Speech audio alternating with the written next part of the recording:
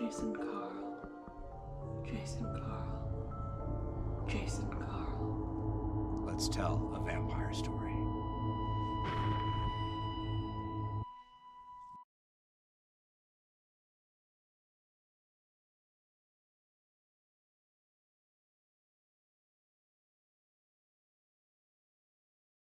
Hi, family. We here at McStabber Studios take the emotional well-being of our viewers very seriously. And due to the personal horror nature of Vampire the Masquerade, some of the content of our streams could cause some strong emotional responses. If you feel like that has happened to you during any of our streams, take a moment, take a break, mute the stream, or just skip an episode. Or if you decide that you want to sit through it and watch it, we are available in chat to talk you through it if you need that. Ultimately, we want you to take care of yourself. Do what you feel like you need. Thank you for joining us on this dark journey, and we hope you enjoy this episode of DC by Night, Vengeance Waits. Good evening, it's your boy Twitch again with the Streams of Darkness news update. This week, once again, we're brought to you by Aluka Blood Product Services. Aluka BPS, they're tapping the potential of blood. Down in Vancouver, according to the news, the rock shop apparently had a small gas leak which resulted in a much larger explosion. Of course, Maniacal Jack has told me, don't always believe what's on the news, because in this case it had something to do with his clan. I didn't want to ask for more info, of course, because those Zamichi really creep me the fuck out. If you'd like more information on this, check out Vancouver by Night. Down in Atlanta, preparations are still ongoing for the big ball, but overall there isn't much information coming from the city. I wonder what could be going on down there to make such a news blackout. You can peek at them over at ATL by Night. Down in New Orleans, it seems someone has stolen a large amount of fertilizer from the warehouses. I guess someone wanted even more bullshit to throw around. I guess if you need more information, you could go over to Sanguine_Nights. Speaking of cities with a lot of bullshit to throw around, we come to DC. There seems to have been a meeting of the Roses. Not quite sure what goes on in Lily's little meetings, but she obviously laid something on Chaz Voyager because he was sighted leaving the place with a little bit of a funniness in his walk. Lily, what have you been doing this time? If you'd like more information, well, you're already here, aren't you? It seems I've got to run as always. Can't be broadcasting this just too long. People might get a little bit of an idea of where I am. Goodbye, everyone. Free range, ethically sourced, cruelty free, certified humane, organic blood products. Delivered by our conscientious and discreet private fleet. Secret.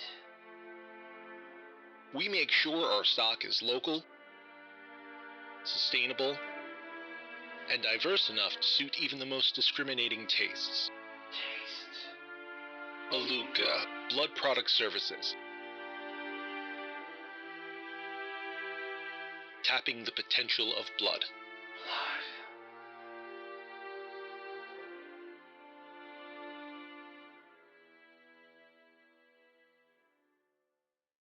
Good evening and welcome to McStabber Studios DC by Night. I am, of course, the storyteller, Shanky McStabber. And I'm Shanky's wife, Ree Lynn, and I play Lily Sanger, Primogen of Clan Toreador. I'm Lance. I play Steve Perry, Primogen of the Clanless. Jim, I play Quartermain. Just random vampire around town. I'm Katie. I play Locke, and I am the Hound of DC.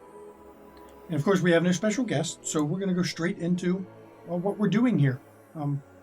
When we left off before, the Coterie had found out that the spy that Lily had known was working in her club, Gus, was a Thin Blood, a Daywalker, who the suspicion is, you knew he worked for Stanford, but the suspicion is that Stanford also knew that he was a Daywalking Thin Blood. Mm-hmm.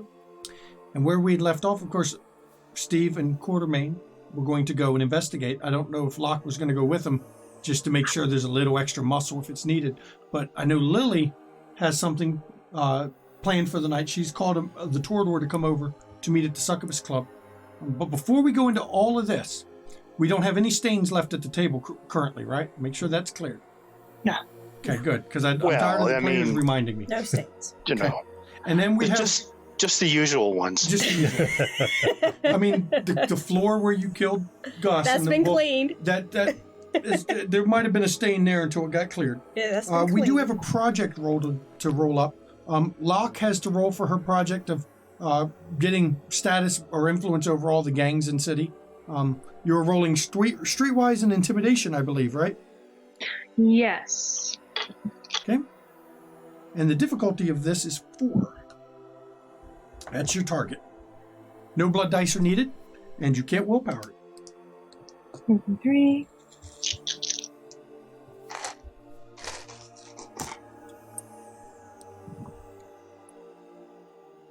Oh! 1, 2, 3, 4, 5, 6. Oh, so you did it. You have finally decreased that down to a 4. You're getting there. Getting there. Coterie, you have your project as well.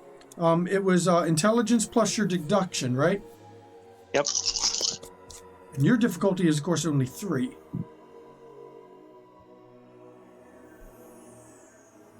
And this was your project to basically build out a network of the PIs in the city, all the private investigators, to get you that other info. Got 4. 4? That's enough. Coterie is now at 2 on his project, 2 away. Very good. He's very close to completing it and getting one more source of information that may not actually be, it doesn't compare to the other sources of information. It's actually a brand new source of information for Coterie to get hold of, which would be quite useful. So now that is out of the way, we will begin our vampire story. Locke, what are your plans? We know Steve and Coterie are going to go check on where Gus lives based on the personnel files that are in Lily's. And so you know the house is actually in, or he's listed as living in an apartment building in College Park, just outside the city. For those that, anyone who doesn't know the city, all of y'all pretty much know what college, I hope you know what College Park is. Just outside the city. Just outside. You can come along if you want. Probably a good idea since it's a Thin Blood. And I'm going to have to talk to Mallory later. So. But Lily has to stay behind to do her meeting of the roses. And that's something I would so love to sit in on, Lily, but... No, that's okay. I totally understand. I'll make sure to apprise you guys of anything significant when you get back. Give him hell. Give them all the hell. Oh, I plan on it. And so we're going to handle first. Well, there's only one thing to handle. As the rest of the coterie is leaving, you do see the first one to arrive. You see Natalie coming in, Natalie Bertrand. She is coming into the club and being escorted by Thomas up to the boardroom as you guys are departing. Now, are you taking one of the club vehicles, one of the SUVs? Are you riding in Locke's hoopty? What's the plan? I thought we were going to take Lance's car. He doesn't have a new trunk on it yet. He ordered one. Yeah. But, it's not been that many days since the trunk got ripped.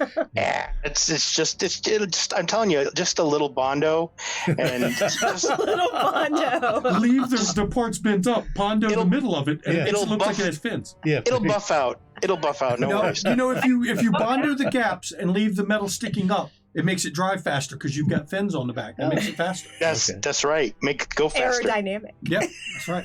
That's So right. which vehicle are you guys planning to take? And are you going to take a driver or just not ask to borrow her driver? We'll just take Locke's car. She can drive. Yeah. Yes, I will drive. Yes. She's been Locke's- working on driving. What did you call it? Hoopty? The hoopty. Yeah. The hoopty. That means she's got a car that was stolen that was maybe worth $200, but she had a $1,000 stereo in it. That's what we called them, hoopties. Because I knew, actually, I might have had a speaker set and amplifier worth more than my escort in the escort. So I've been guilty of it. You guys are riding over there now. Of course, Lily, all your guests arrived. Good. And your I meeting take- is occurring, Yep. which is the vignette that was recorded earlier this week is the Mhm. meeting of the roses. And that is actually available on YouTube That's right right. now. So, and it'll be, you're going to have to brief your coterie on what was said because there's That's some fine. important stuff that comes out. Mm-hmm. You guys are riding over to College Park. Now, it's still early in the night. You just gotten as far as checking the security footage and Locke coming with her wolf before, oh shit, you murdered a Thin Blood. When you ride over to College Park, it's College Park. The traffic's not as light as some of the other areas outside because it's got a college. It's actually University of Maryland. It's hopping even on a night like this. It's a weeknight. But the apartment is in one of the seedier parts. Well, most of College Park's seedy, but it's the seedier parts of College Park. It's the part that borders closer to the Hyattsville edge of College Park. And in any gracious terms, these apartments would be called projects when you guys arrive. Now, what is your plan? You've got it. The apartment is on the 4th floor. It is 403B. Okay. So what is your plan? You know the building. You see the building. Just for reference, there are several groups of people congregating on the various porches of the buildings there. Let's see. Scope out what if any security features it has. And see if is there anybody else? You know, Well, can we tell? Find somewhere private. I will put it this way. There are security features. On the first 2 floors of the buildings, all the windows are barred. Yeah. All the doors have steel gates on, or not steel gates, but bars over the doors where, I mean, you still can take them off, but they're steel barred that way. The patios have got you can see bars that for the sliding door, except for the sliding glass door part. It is the typical bad neighborhood kind of a setup down there. Now, if we look up at the 4th, while we're downstairs at street level, look up at the 4th floor, guessing about where we think the 403 would be. Does it look like there's anybody there? Is it dark? On the 4th floor, you only see 2 of the facing apartment windows, or balconies actually, lit. Okay. The rest of them are just completely dark. Now, you don't know if that's because people are sleeping. I mean, it's only, I'd put it like 11:30. So people may not be College Park sleeping. is still hopping. Yeah. In, so. But, or if they got the curtains drawn. Mm-hmm. If you got blackout curtains enough, you don't see the light. Or if nobody's home. I mean, after a good hard day of criming, sometimes you get home real late, 'cause 11 p.m. is still crime an hour. right. I'm So you sorry. may not be home yet. You got May to not do a be hard day of criming. That's what Locke says. I'm uncomfortable with that. You're uncomfortable with what? You can see where there might have been cameras put in at one point. Might They've have all been shot or stolen. Hey, spooky eyes. Can you look? Who, me? Well, I'm not Okay. spooky. All right. Is there anyone around that can see? I mean, you're in your car still. The car's getting a little bit of eyeballing, She's- but not a lot yet because the car is not exactly. I mean, if you brought the Cadillac, you'd have got a lot Yeah. of eyeballing. She said spooky eyes, not cancer face. Oh, Yeah. oh, right. That's right. Okay, I mean, you're sure. in the vehicle, so All right, I'll take a look. as the sight of Oblivion sight takes over you, the general shadows and everything just kind of lift away, and it's almost like looking at a nicely lit room. And you can see where a couple of the apartments, yes, they're using blackout curtains. You can see it when everything clears out and you're not seeing reflections as much off the glass and everything. It's really the 4th floor. You see 2 of them are lit. You see 2 others that may be lit. Now, on the front of the building, you can only see 5. There may be apartments on the back that you can't see unless you loop the building. There's only 3 buildings to this set of projects. There's the one in front, and then there's 2 that to the side. There's nothing behind them but woods. Not much woods, but a little bit of woods back there. I'm gonna go ahead. Real fast.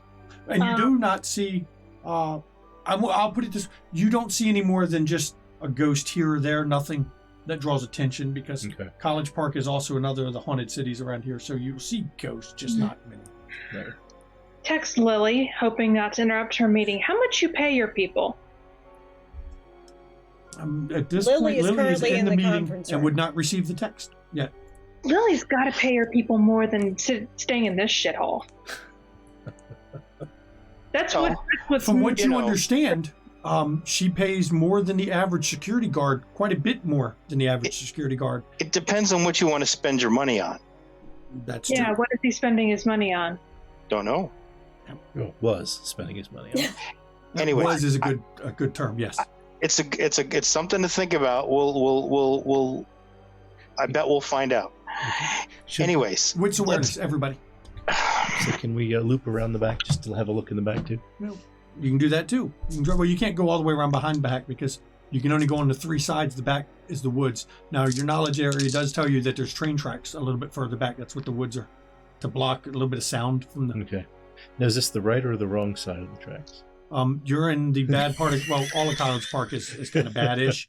But you're not right by the college, University of Maryland, so you are definitely on the wrong side of the tracks up in here. Okay. And while when Locke gets out of the car, she can hold herself as somebody who is able to fit in the neighborhood and as somebody who knows, how to handle herself. You two may have a little bit more difficult time of it. Your nature. they have to actually see me. That's true for Coterie. How many are on your wits awareness? 5. Two.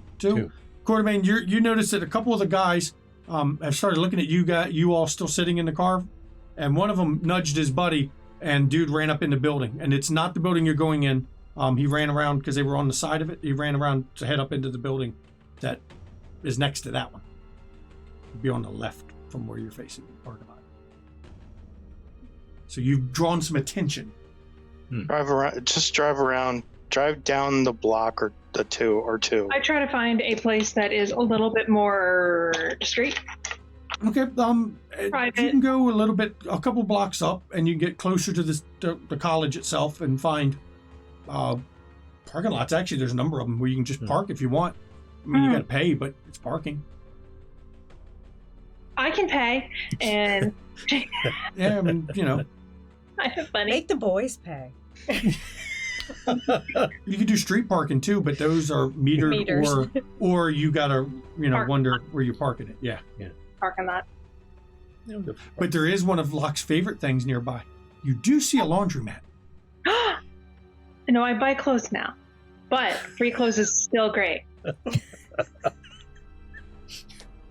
And they're clean when you get them. It's great.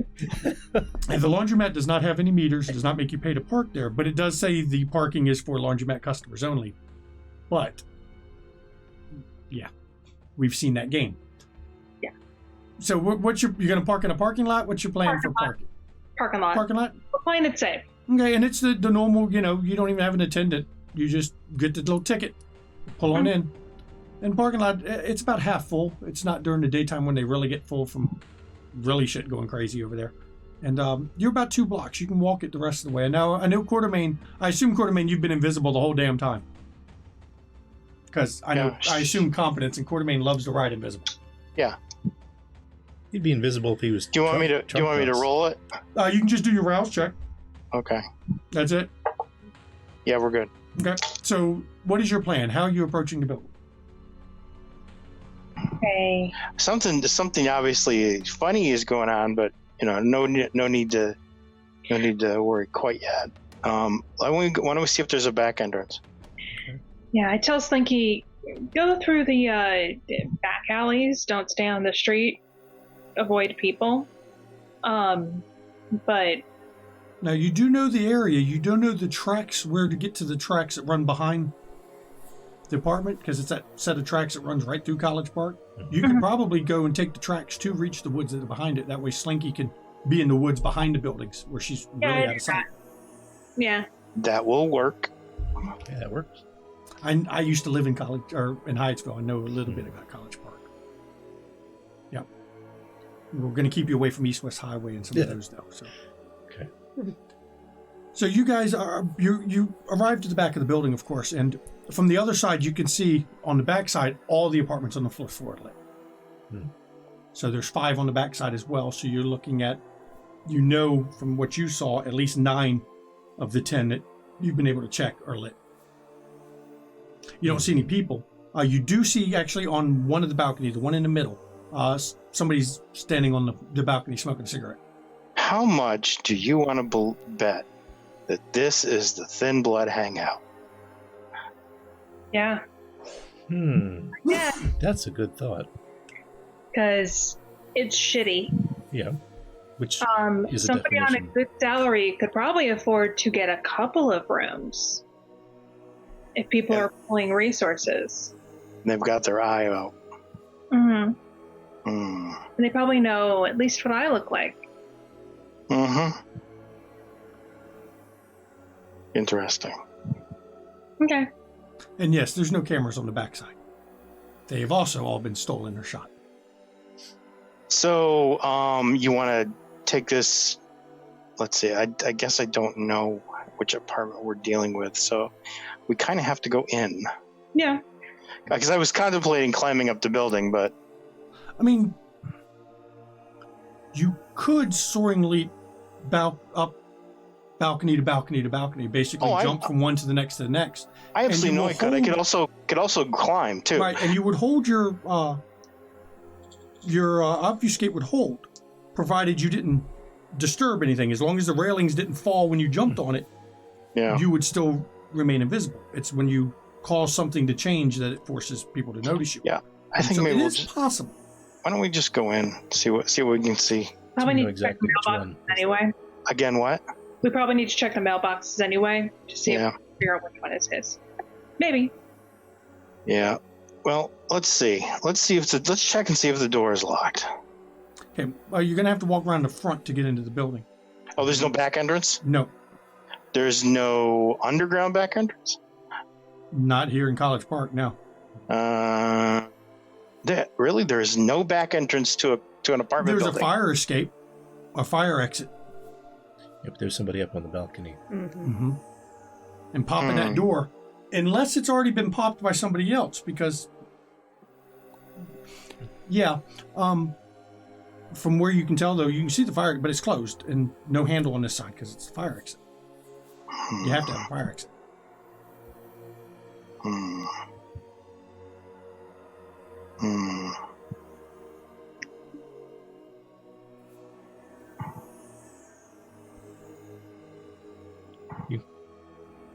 Yeah. Everyone's kind of. This is one of those long, awkward pauses where nobody wants to say what they think. Legit, Lily be like, let's just walk in. How about this?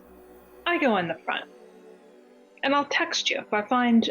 If you anybody who goes in, I'm following them. I'm going to be right behind them. So if you want to go in, that's fine. I'll be right there with you. All right, let's go. And Steve, So- you still got that odd look that makes people kind of hesitant, Yeah. but you don't have the street swagger like that Locke has. Because, I mean, Locke's that's And what she you're- lived in, And you're not invisible. and you're not invisible True. unless you're silent but not invisible. So you're going up to the front Yeah, I'll go around with them. and Mostly Coterie went is, of course, back to invisible. get Slinky somewhere to... I mean, you could always intimidate the fuck out of him, Steve, I suppose. Yep, you can. And Slinky, you're going to do what with Slinky? Leave her? Slinky I'm going to leave to, fuck around in the woods. I'm like, don't go far. But I can't really take her into the, I don't really want to take her into the apartment building. That might upset people seeing Wolf. a wolf. Oh, well. So yeah, go fuck around in the woods. Don't go far, though. Can I eat somebody if they come back here?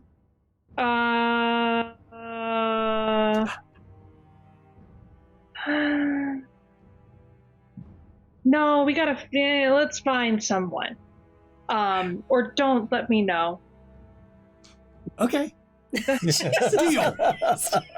Deal. Tomorrow's You news, have found- wolf attacks in the woods. You have found the perfect wolf for you. Deal. Everything is fine. And you guys come out of the woods at the back. Of course, the guy on the balcony doesn't pay any attention from where he's up there because for him it's dark up back in the back. He can't really see clearly.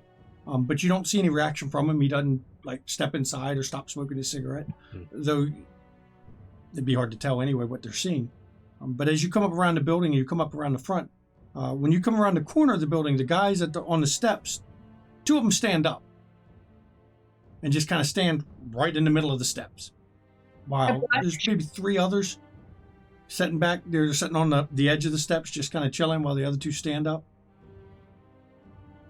First I blush. Okay, blush of life. Did you get hungrier? I did not. Okay.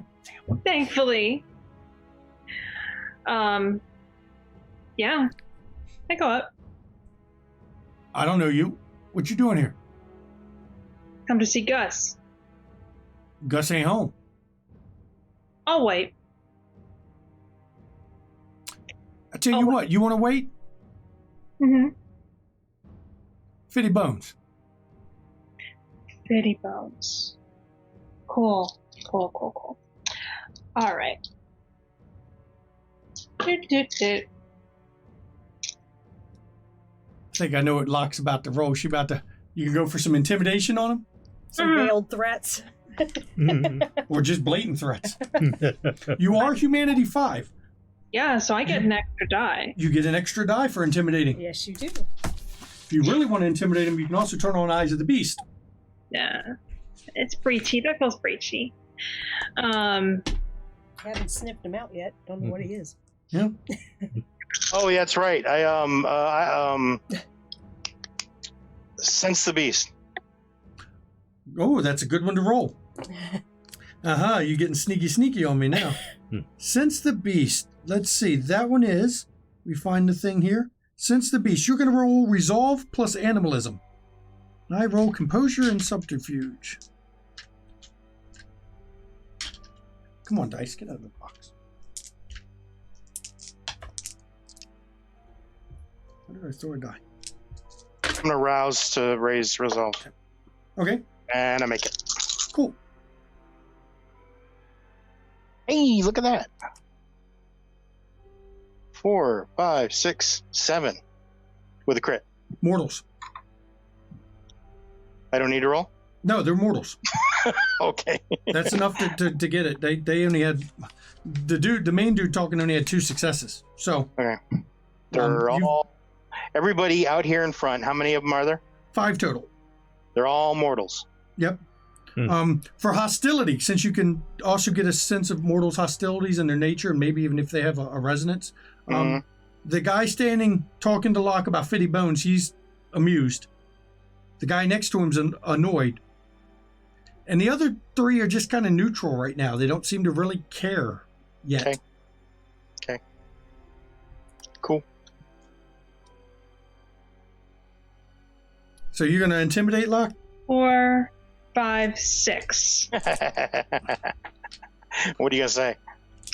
I grabbed the asshole who's talking to me, and slam him back. What is his stance now? Is he still amused? No, the amusement is gone. How about you give us 50 bones? He's like, hey, I wasn't trying to start nothing, I just, hey, come on. Just go on in. Inside, and we're waiting for Gus. Your friends at Gus, it's fine. Just stop. His buddy that was standing next to him just kind of backs up a bit and goes, his hands clearly, actually he doesn't put them up, he's got his hands kind of to the side, but they're clearly visible. Like he's making sure that you can see where his hands are. Go on. The 3 on the stairs are laughing, just soft little chuckles, just little. Have an excellent night, gentlemen. And she goes the fuck in. Her and Steve go in now. Of course, you've got Quartermain, so you make sure the door stays open extra long as you go in. As you guys are going in, you do hear one of them go, "Man, she punked you out, bitch." and you can hear the insults are starting amongst themselves as you guys go in. Now, when you go inside the building, you're in essentially a hallway. There you can see an elevator up ahead that hasn't probably worked ever, and a stairwell right beside it. Okay. There's not even an out, but there's no power to the elevator. It's an older building that somebody put it in. You would guess this building's been around since maybe 50s, 60s. It's an old style elevator, one of the shitty ones. Mailboxes. What's that? Mailboxes. There is a row of mailboxes right beside you, one of those little doorway mailbox sets. 403 it says Gus. Okay. 403B, not 403A. 403B. And as you're coming in, you see all the A's are on the left side, all the B's are on the right side. Okay. Who else Hold is on. the fourth? Hold on. Go ahead. Sorry. Who else is on the fourth floor? I make a mental note. There are no other name tags on the 4th floor. Ah, He rented out the 4th floor. That's yeah. a very Lily pays princely them thing enough. to do. Wonder if we knocked all the walls out too. Yeah, let's go up. And what was your one thing? I was contemplating going outside, but I'll stay. We'll do this way. Okay. You. You guys enter the stairwell, and the stairwell's not been cleaned in forever. But you go up, it's empty, there's nobody in it. You get up to the 4th floor, and the door between the stairwell and the 4th floor to get out onto that floor is not there. It's gone. You come up on the 4th floor, and you're in another room. This hallway of doors, left and right side. A on the left, B on the right. Okay, fine. 403. Okay, and you get to 403, and I mean, it's like all the other doors. It's one of those cheap, hollow core looking metal doors. Peephole in it, no light coming from beyond the peephole. This is based on where you are and the spatial relations in the building. And based on where you're standing, you're pretty sure this is not where you saw somebody standing. Is this the front or the back of the building? 403, you went up stairwell, coming over, and it does like this. It would put you... The B is the back of the building, yes. Okay. A is the front, B is the back. You said those are all lit up on the 4th floor. Mm-hmm. All lit up. But the peephole is dark. How about, can we see under the door? That's a good point. You peek under the door, and yes, it is lit under the door. Slightly, just a little bit of leaking light. Good thing to check. Heightened senses. Hearing. Oh God, hearing? Okay. You boost up your supernatural hearing, and you can hear water dripping from somewhere nearby. You're not quite sure. You can definitely hear a toilet running. You can hear some kids crying on. You think the floor below, maybe the floor above you. It's hard to tell. But trying to focus beyond this door, nothing. That's a good question. How many floors are there in this total? It's funny you ask. There's 10 floors on the building. Ah, okay. Mm-hmm. Okay. Pack them, stack them, and rack them. Well, Interesting. Is there anybody around in the hall? No, hallway's empty. All right, I'm gonna pick the door. You gonna pick it? Yep. Okay, so we will go dexterity and larceny. Yep. And breaking and entering. Mm-hmm. And you're breaking and entering specialization. That's correct, because you're good at breaking B and E. Everyone loves a little B and E.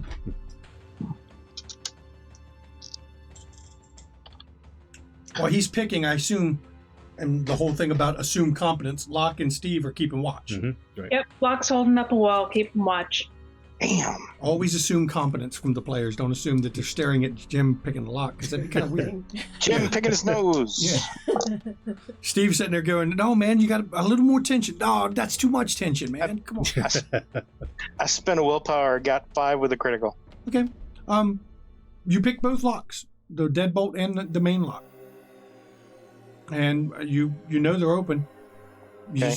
So what is you're going to just... I remember before, I got you before when you just opened the door, so I'm going to ask, are you just opening the door or not? I don't want to get... I am not going to open the door. I've picked the lock. I am going to vanish again. Okay. Say, go ahead, guys. Make your rouse check, and let's see what you get. Go ahead, guys. Yeah, all right. I made it. No problem. You object to me just opening the fucking door? Well, that's the thing. I mean, do you...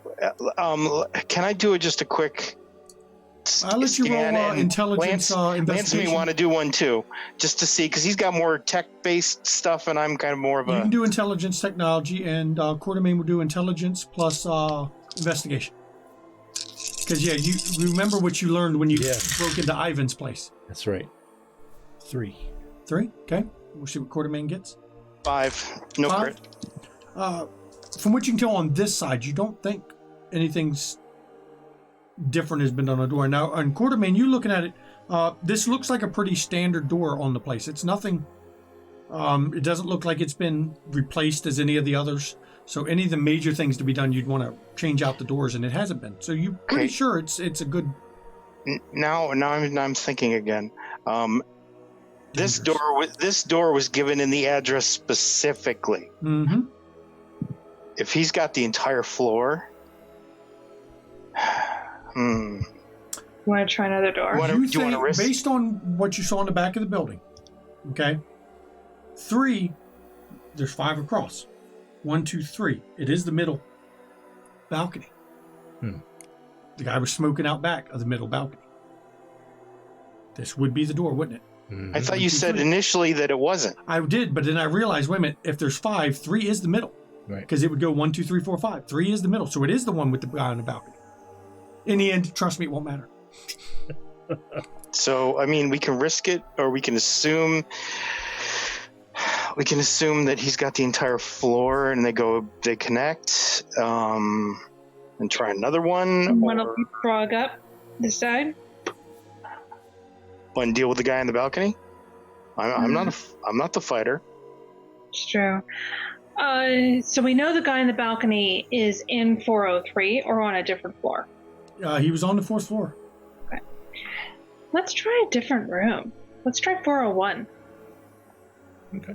Far away. As you guys go to 401, we're going to flash to Lily. Your meeting at the Roses has ended. Good. Grigori is hanging around Okay. because you needed to speak to him this night. I did, and I figured he probably escorted Angelique to the meeting. He did, but he hung around. Okay. I do request that he join me in the conference room for us to have our private discussion. Of course. Okay. And Angelique, you okay? You gonna wait here? Angelique's like, I'll head home. okay. And I do ask Thomas to take Raphael back downstairs. Okay. And as Raphael goes by Grigori, Grigori nods and steps into the conference room with you. Grigori goes, I assume you want me to tell you about what I saw. Yeah. I don't know how much you're aware of what Vicky does. How you know how our blood each gives us each certain abilities, and Victoria's involves shadow. Okay. I'm a little bit familiar with that. Okay, well, the power of the shadow, where it comes from, is, of course, it's contested. It's a hot debate among many circles. But one of the theories is it does touch on the realm of the dead. Now, she's never been specific. I'm sure she knows the answer, but it's not like she wants to share that. None part of us with me. like to divulge our secrets. I'd love to know. But the reason I said there was a residue is I've worked with Victoria quite a while. And I've learned to feel when her powers are being used nearby a ritual of mine. I'm not saying it was her power. Someone was using Oblivion power in that area relatively recently compared to when you had me look. And for it to still be felt a day after the fire, it would have to be pretty significant or some sort of lingering effect. Gotcha. One of the two. I can't pinpoint, of course. I wish I could. Okay. You know, my own professional pride tells me I should be able to figure it, but it's definitely something linked to the underworld, Oblivion, if you believe that theory, of course. Okay. But it was used there in that club. Okay. I don't know what it means. That's okay. I appreciate that. That actually sends me in a direction, so I should be able to find out more. Good. You were up awful early. We can force ourselves awake. There's rituals that let us wake up a little earlier, or, you know, don't have the same sluggish wake up that many of our kind have. I knew someone else at one point that liked to wake up a little early too. Oh, do tell. She was a proclaimed priestess in LA. It's cultists of everything. Bahari.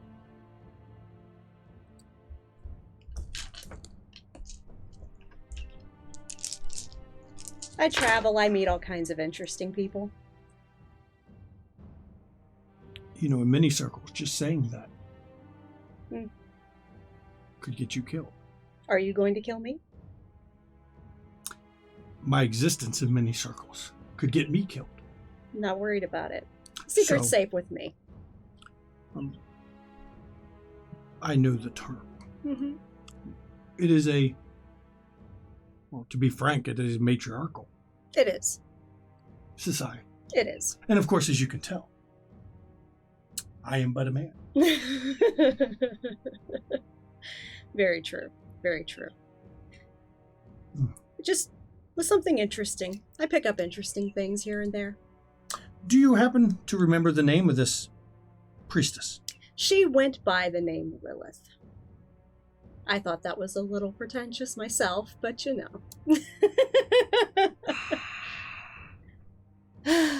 In some ways, perhaps. They say that imitation is the most sincere form of flattery.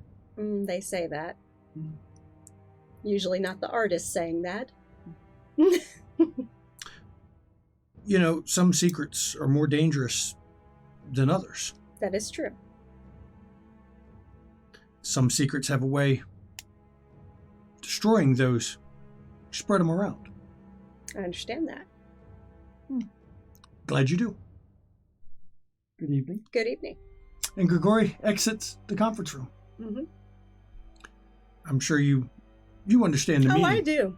Life boon or not, some things Mm-hmm. I understand. are dangerous. And we'll flash back. How many successes did you have last time on your lockpick, Quartermain? It was a lot, wasn't it? 5 with a crit? 5 with a crit, I think. Or 5 with no crit. I don't remember which. I think it at was this 5 point. with a crit. You have no problem picking the lock on A. The locks aren't that much different. You could swear, if you didn't know any better, that it used the same key. Really? Then that confirms my thought then. Okay. Cool. You could swear. You can't confirm it, but you could swear it used the same key. Cool. Okay, well, let's go into that one then. Okay. You open the door I lock? will of course let one of these two open the door. And this one also, you can't, there's nothing behind the people. It's dark. Okay. It's lit under, but it's dark. Yeah, they're covering the people. Yeah. We want to do the checks again, or just fuck it, open it? You want to do it again, Steve? Sure. Okay, go ahead. Let's be totally paranoid. Let's get a good bestial fail or a messy crit, please. Not gonna happen. Let's see. 1, 2, 3. Oh my God, Steve got 3. Yeah, right. That was the critical. 1, 2, 3, 4, 5. 5. It looks like the identical standard door of the other one. Different scratch marks on it. It's been painted more recently than the other one, but it's the same cheap, bare minimum you can get away with and make code. If it's code, you're kind of debating because it does appear to be hollow core. And you're not supposed to use hollow core for exterior doors. Right. Well, nothing ventured, nothing gained. I open the door. Okay, you open the door, and when it comes open, you're looking at an apartment. The walls are all there. It's an apartment. Though from where you stand, it's not a big apartment. You're pretty sure you would guess maybe 1 bedroom. You can see the patio straight ahead when you walk in, little tiny kitchen. But on your left, as you're going in, there's a door where you're pretty sure a door shouldn't be.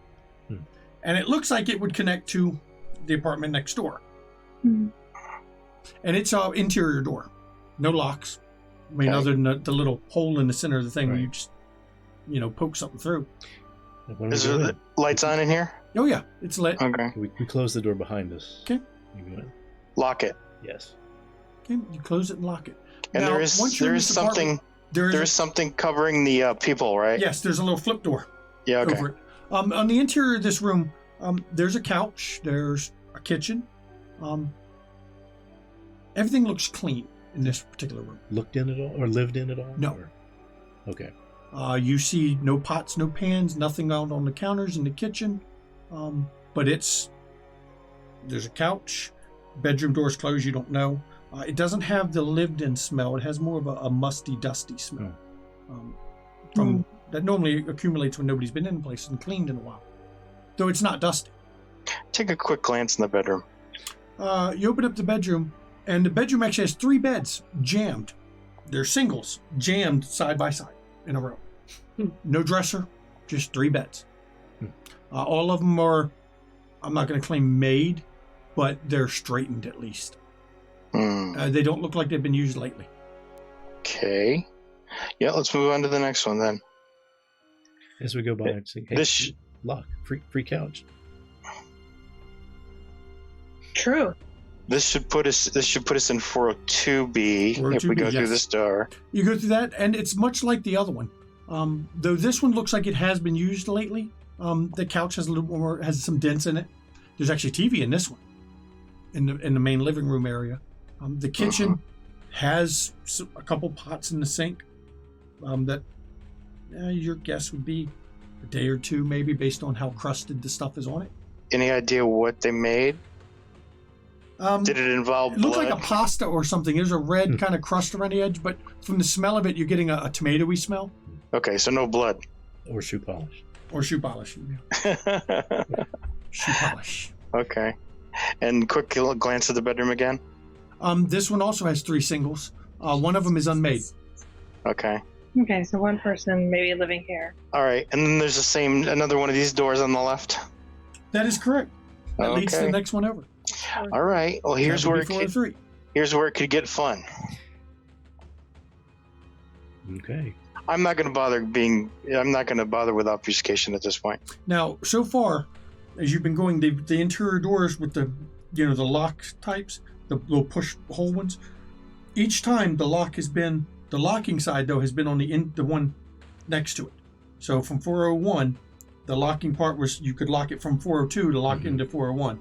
Not that it's very strong because it's just a little button, but when you're in 402, it can be locked from the 403 side to lock 402. But again, it's the kind that, a pen will unlock it. It's a slowing. They're slowing them. If something happens in 405, you retreat. Does that sound right? I guess. Why would it just be one way? Or maybe that's just how doors work. Or if we go into 3, we may notice that then it'll be reversed on the other side, so that so that they can congregate in the center. You'll know once you open the door, won't you? Yep. Anyone want to? What's awareness to listen? Okay. Go ahead. Heightened senses. Heightened senses. Do this. When you turn on heightened senses, you can just barely hear a sliding glass door opening and closing. How about from beyond that door? Smell. Whiff of cigarette smoke. Anything else? Nope. Okay. Barely a whiff, but it's definitely something you would have caught, say, if the patio door had been opened and closed. Okay. Enough so came in for that. Whispering to these two, he has just come back in from the balcony. He is probably going to run if we come in this door to the other one of the 2 doors. So I will try to intercept. I could go out the balcony here and get over to the other balcony and go in that way, if you would like. I would love that. And one of you could actually go out to the hall and come in through the main door since it is unlocked. Yeah, I like that. Or we could push the couch up against this door and go around to the one next. I want to see what he does. And I think. 3 of us come from 3 different directions. Let's see what he does. Yeah, you can do that. Okay, I'm gonna quietly go out to the balcony.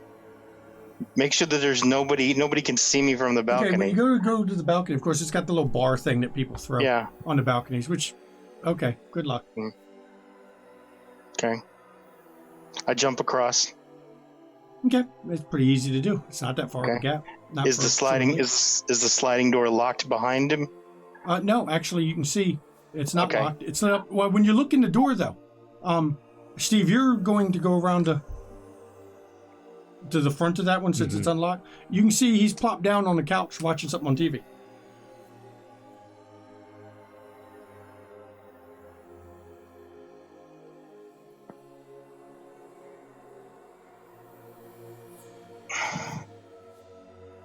Okay. So, Steve, you're going through the main door? He's going through the front. That's the plan. And you're going to go through the other one. Through the side door? Okay. Lance, when you come in, kind of veer towards the left, towards the other door that's going to go the other direction. Who's Lance? Sorry. Who's Lance? Steve. Oh, okay. He's going to come in with his pants down. He's going to lance his way in. Yes, Steve, come in with your pants down. Make sure your blush first. Yeah, blush your life before you go in, because. Oh, God. Okay, so I'm going to wait until I see either of the other two doors open before I come in through the glass door. Okay. So how is Steve and Locke going to coordinate it? Text. Are we still wearing our short range? I mean, you have them. I assume competence. I assume when you're doing shit like this, you probably would have brought them. Yeah. So we're communicating that way. Yeah, wait for Quartermain to give the go-ahead.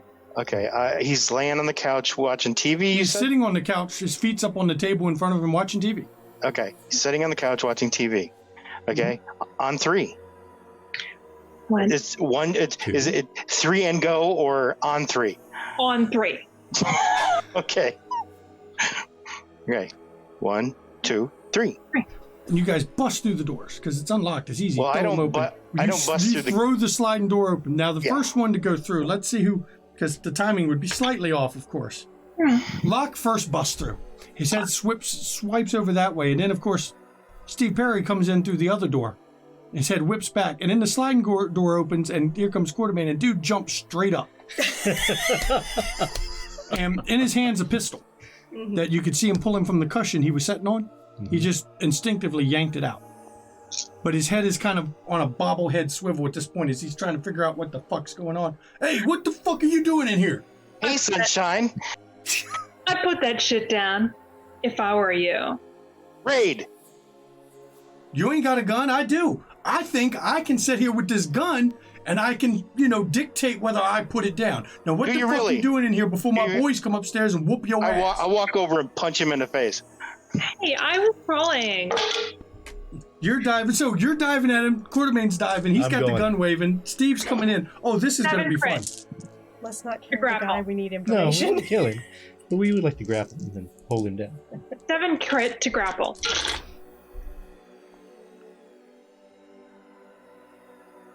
Okay. 7 with a crit for grapple? Mm-hmm. What's everyone else got as you're going? I'm going to, let's see. You're going to use Dex melee for you, or what are you using for a weapon?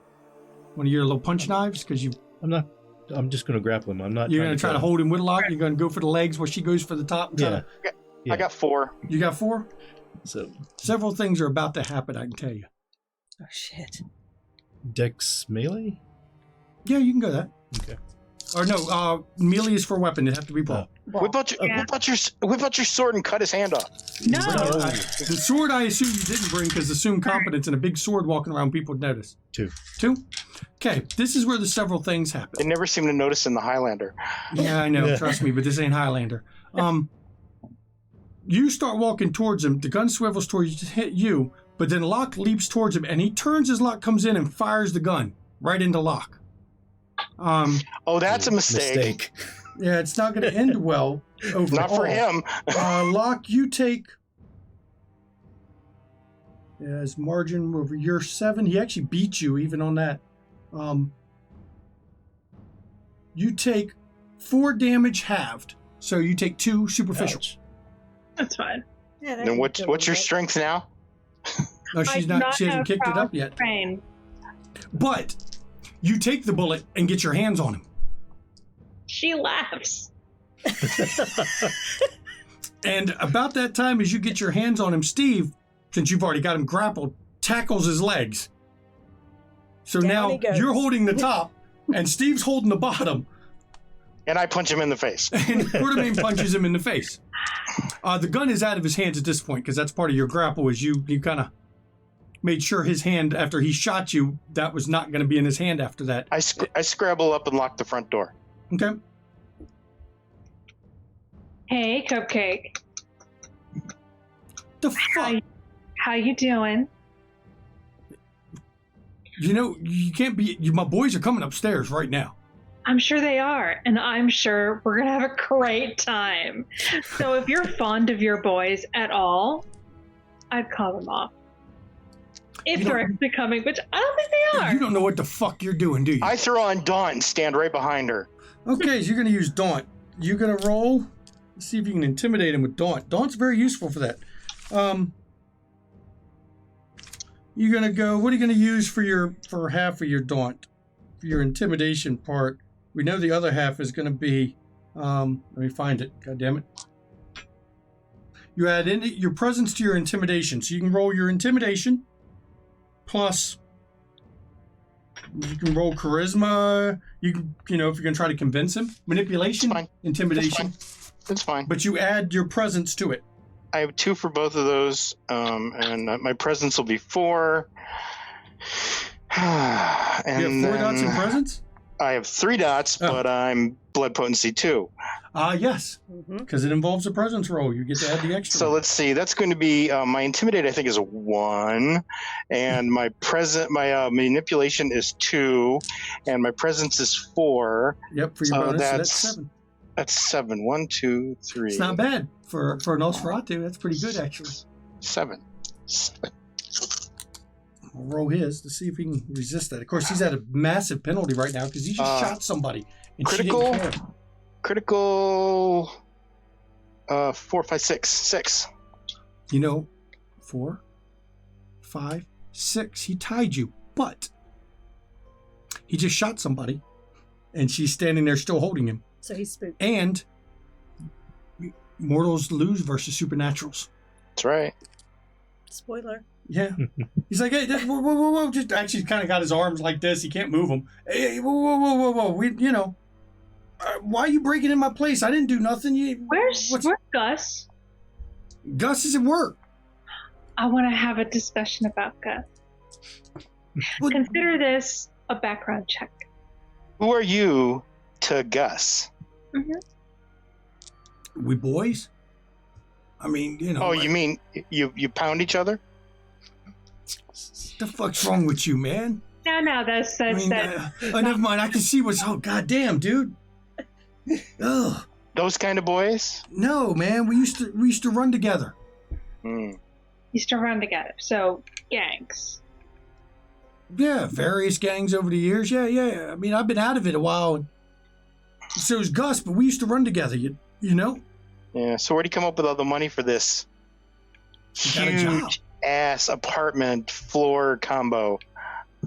So, he got this sweet job working at a club in D.C. He said we're not allowed to come to it because he don't want to lose it.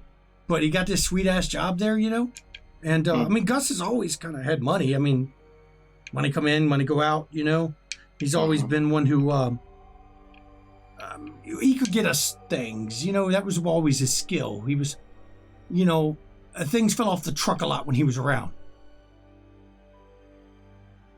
Does your whole gang run this building? I told you, we're not in a gang. I haven't been in a gang for years, man. So what's with what's with the building?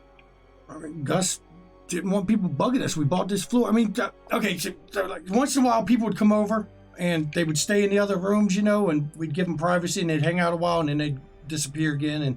And Gus just told me don't ask questions, man, and I'd get to live here rent free. Just pick up his mail. I know about not asking. I know about not asking questions, but you've noticed things. Has he ever asked for a favor from you? To watch the floor. I mean, I get packages and shit come, and people bring stuff sometimes, and we put it on the other side. You got any packages now? What was that? You got any packages now? Oh, we got the storeroom. I mean, just don't fucking... dude, quit looking at me, man. God damn. We're gonna have to go look at the storeroom, that's for sure. Gus gonna be pissed off when he comes back if you've been in the storeroom. Have you given Gus any of you? Have you given Gus any of your blood? What kind of freaky shit are you talking about, man? Give him blood? What the fuck, man? I slap him. Okay. Oh, God, Jesus Christ. And it's funny. Not one person has come up the stairs yet. What room does Gus stay in? Where's his things? He stays in this one normally. I stay in the one. I mean, you didn't break the door, did you? He looks. By the way, you can't look at Luck. She's behind him, but he's like, you didn't break that door, did you? No. By the way, we are being so impolite. What's your name? Josh. Was there a pause before? Well, that's a great gangbanger name. Josh the gangbanger. You didn't ask a street name. What's your street name and who did you run with?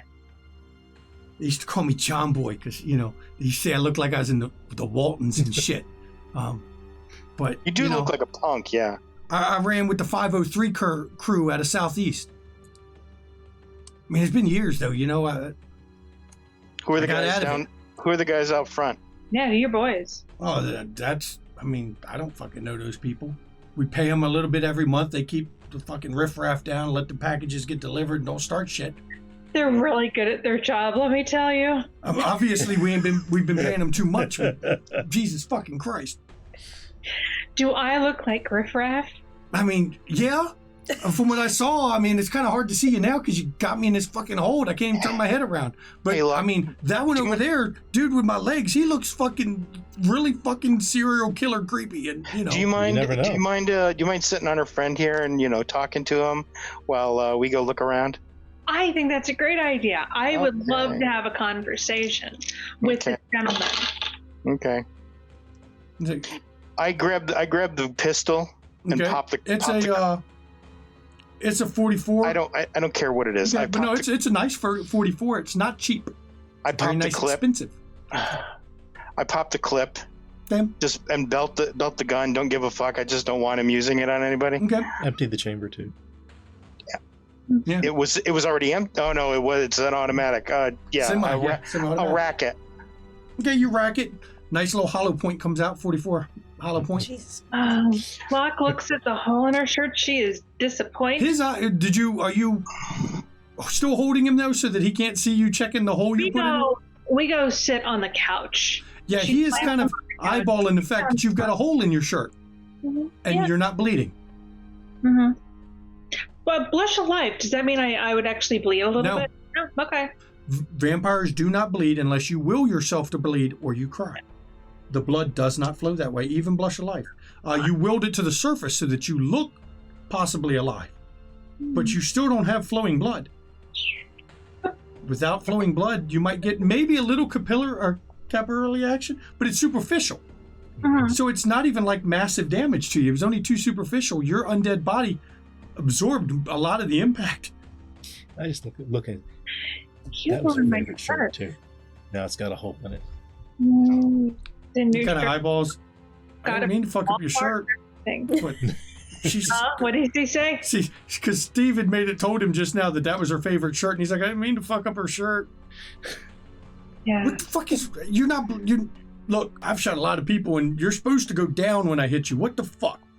I am very stubborn.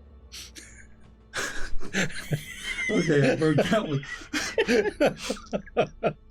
So That is absolutely fact. Just as you guys are going to check across the hall, you see a ring of keys sitting right there on the table by the door where most people chuck their keys as they coming in. Grab those. oh yeah. Grab those. When you Yeah, go we- across the hall and open up the first door, that has been much like you expected. It's been hollowed out, but there's sheets hung between where the dividers are to contain light into certain sections, maybe to give the appearance that they're in use correctly. But there's boxes stacked every which way. I check Lots of out the boxes. Um, Are they labeled with military IDs and stuff? None of them are labeled, but there's an obvious sorting pattern to them. They've been put in certain orders. They're in groups of them, but none of them are labeled. Crack one open. You crack one open and yeah, there's guns in it. This is Gus's stash. Not Gus. Glenn. Okay. AKs, He is couple stashing. AKs.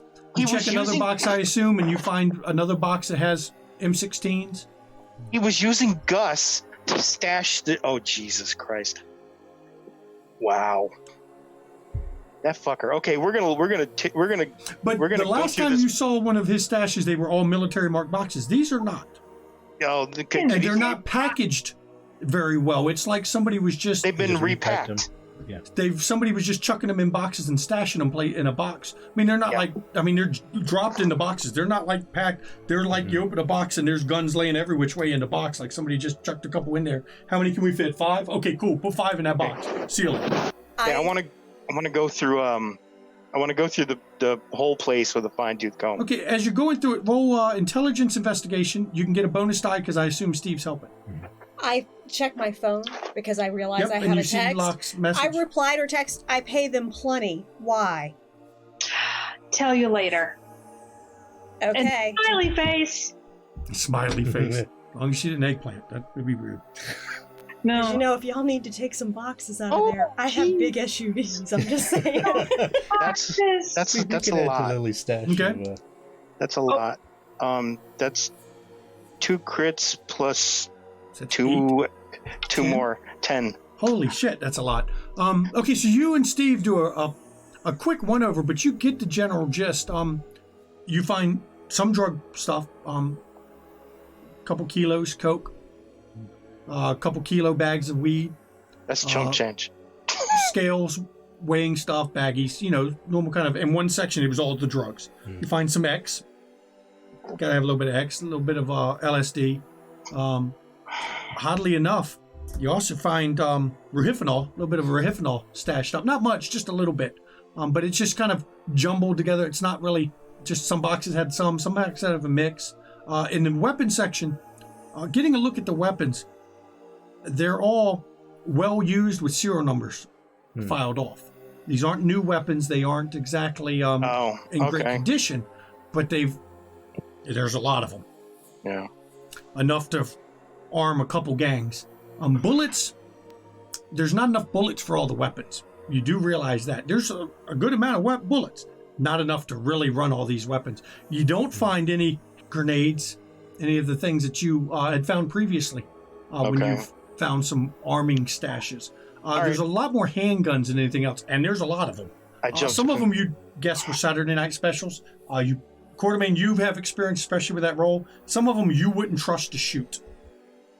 Yeah.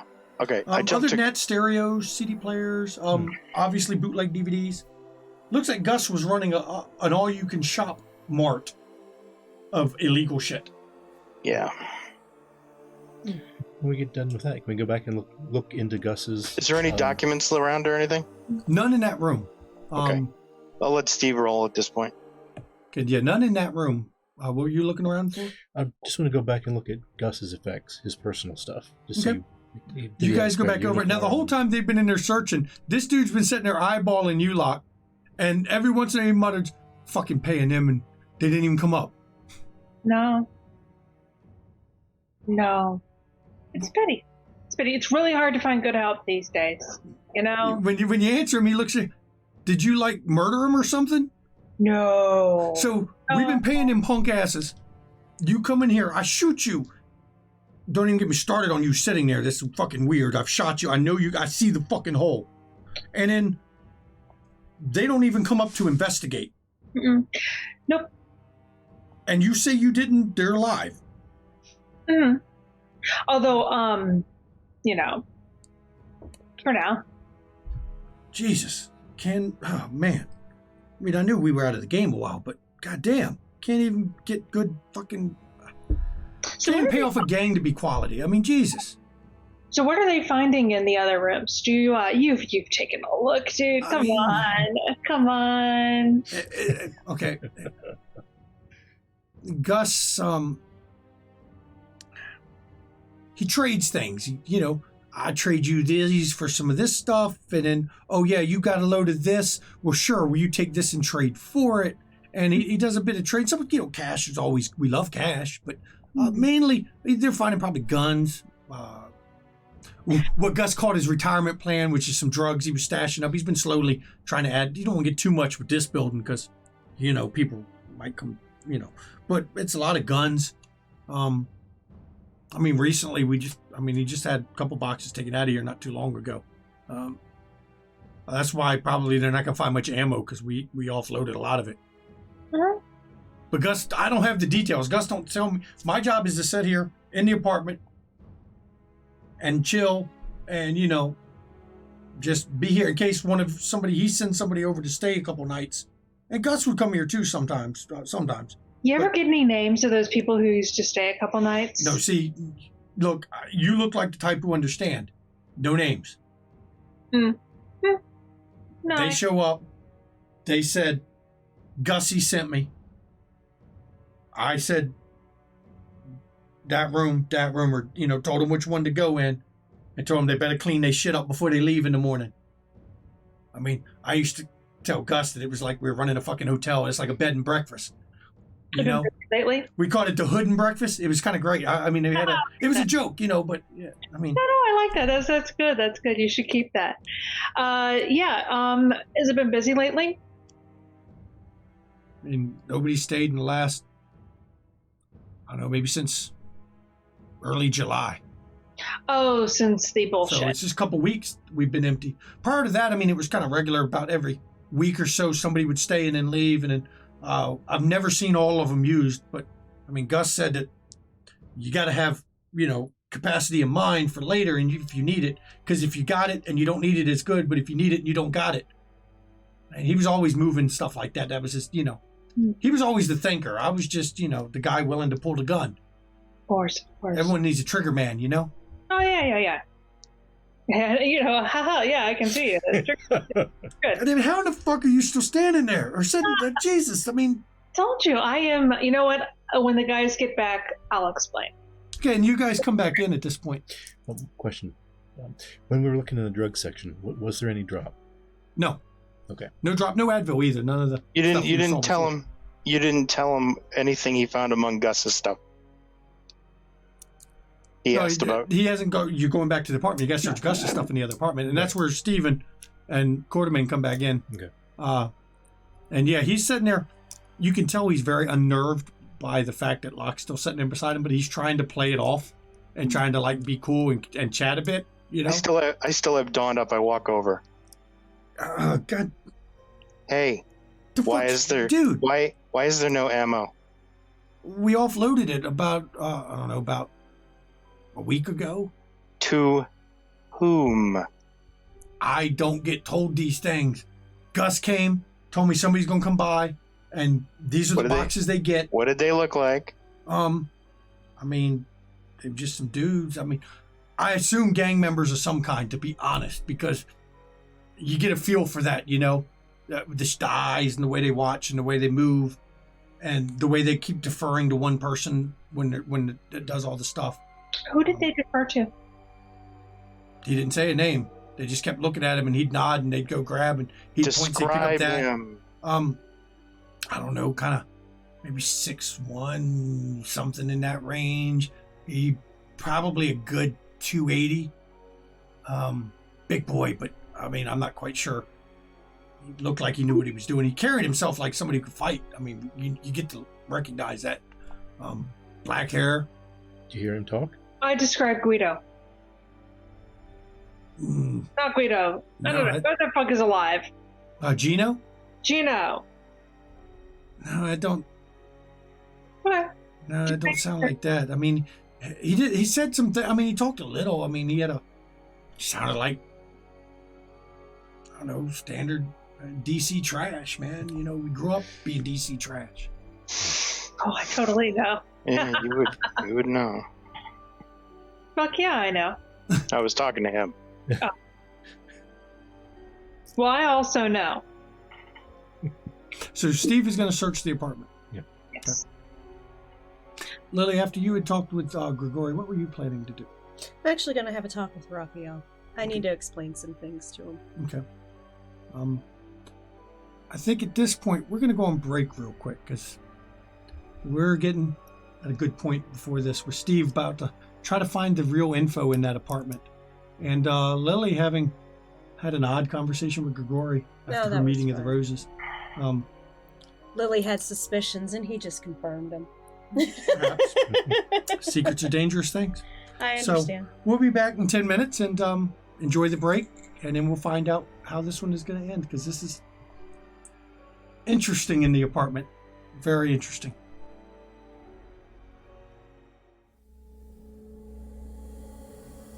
Splinters of my soul cut through your skin and burrow within, and burrow within. Splinters of my soul cut through your skin and burrow within, and burrow within.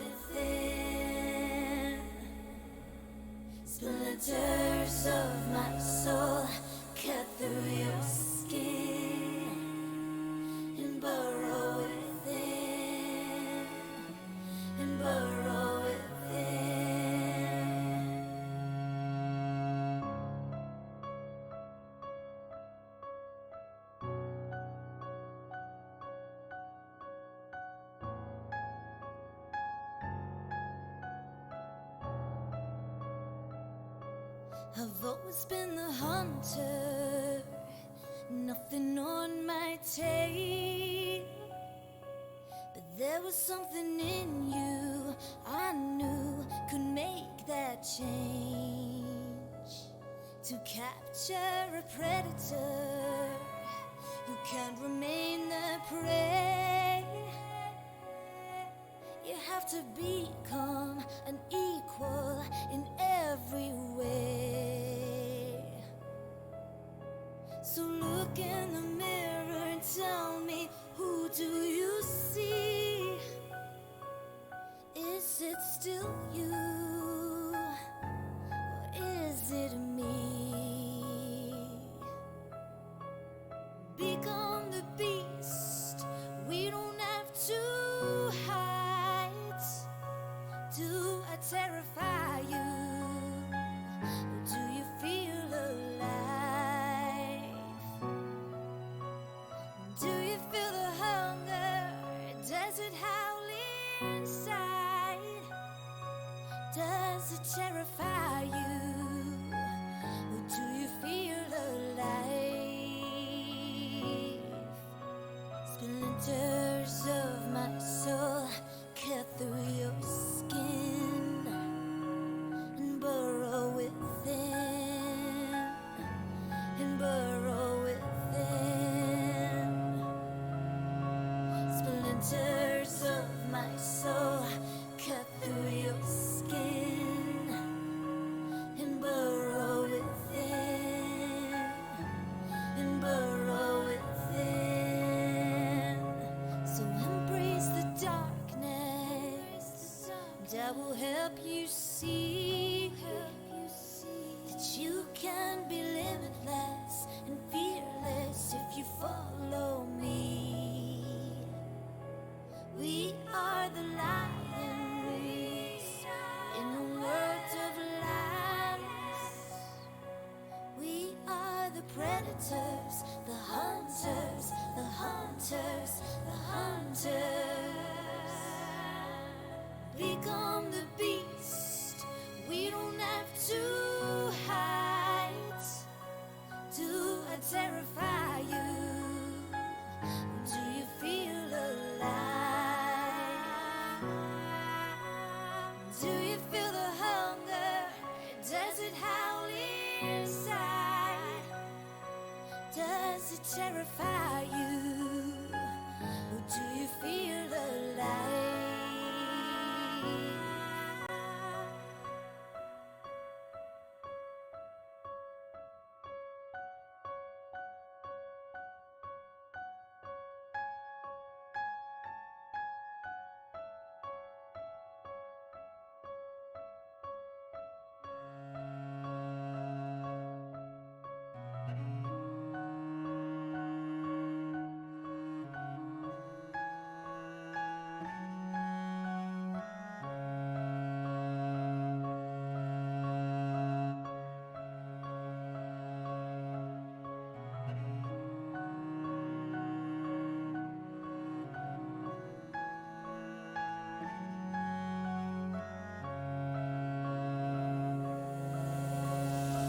Splinters of my soul cut through your skin and burrow within, and burrow within.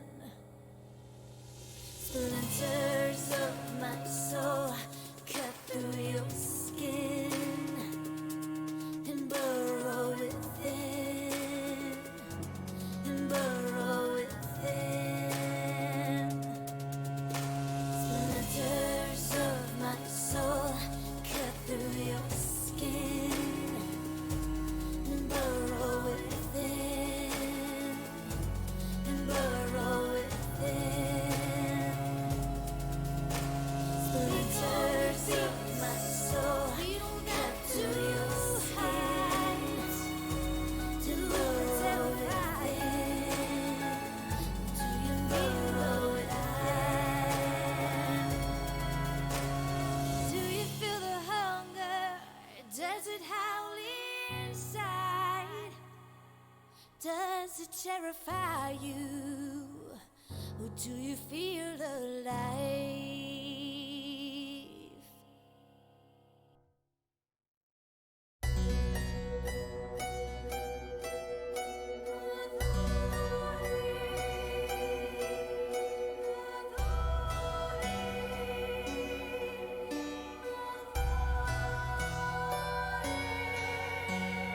Allow me to introduce myself, though I fear you've heard my name, and that you've heard the story of Countess Bathory. History is told by the victors, heroic warriors, and mad kings. Will you hear my story from the lips of Bathory? They call me King Demon, Queen of Hell, sadistic killer, a monster tale, bathing in the blood of virgins, beautiful, drinking the blood of virgins. The blood countess. Who is she really? Who is she really? Blood countess. Who is she really? Elizabeth Bathory.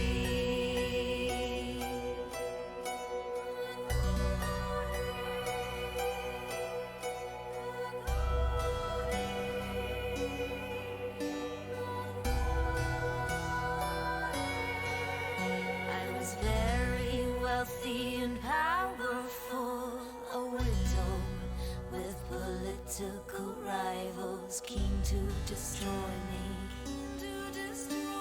and take my property. My plea was never offered, all my confessors were all tortured, or how they destroyed me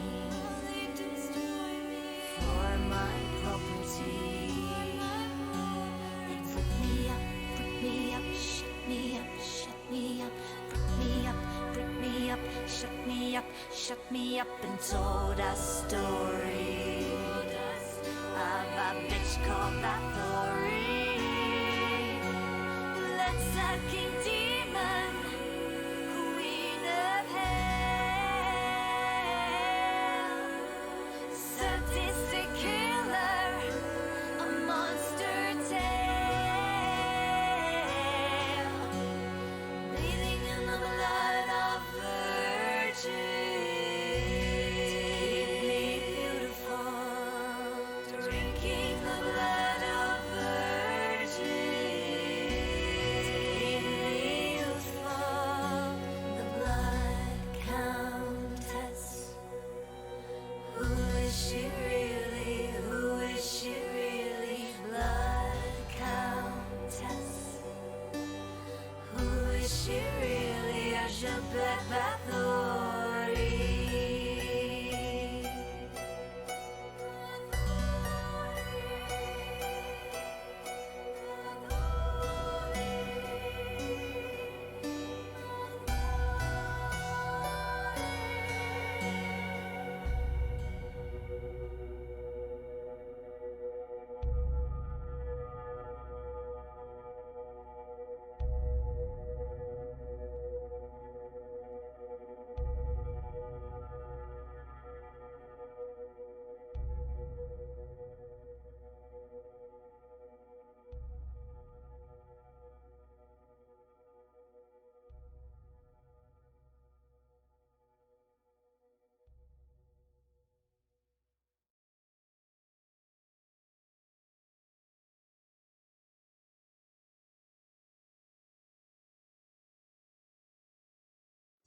And welcome back.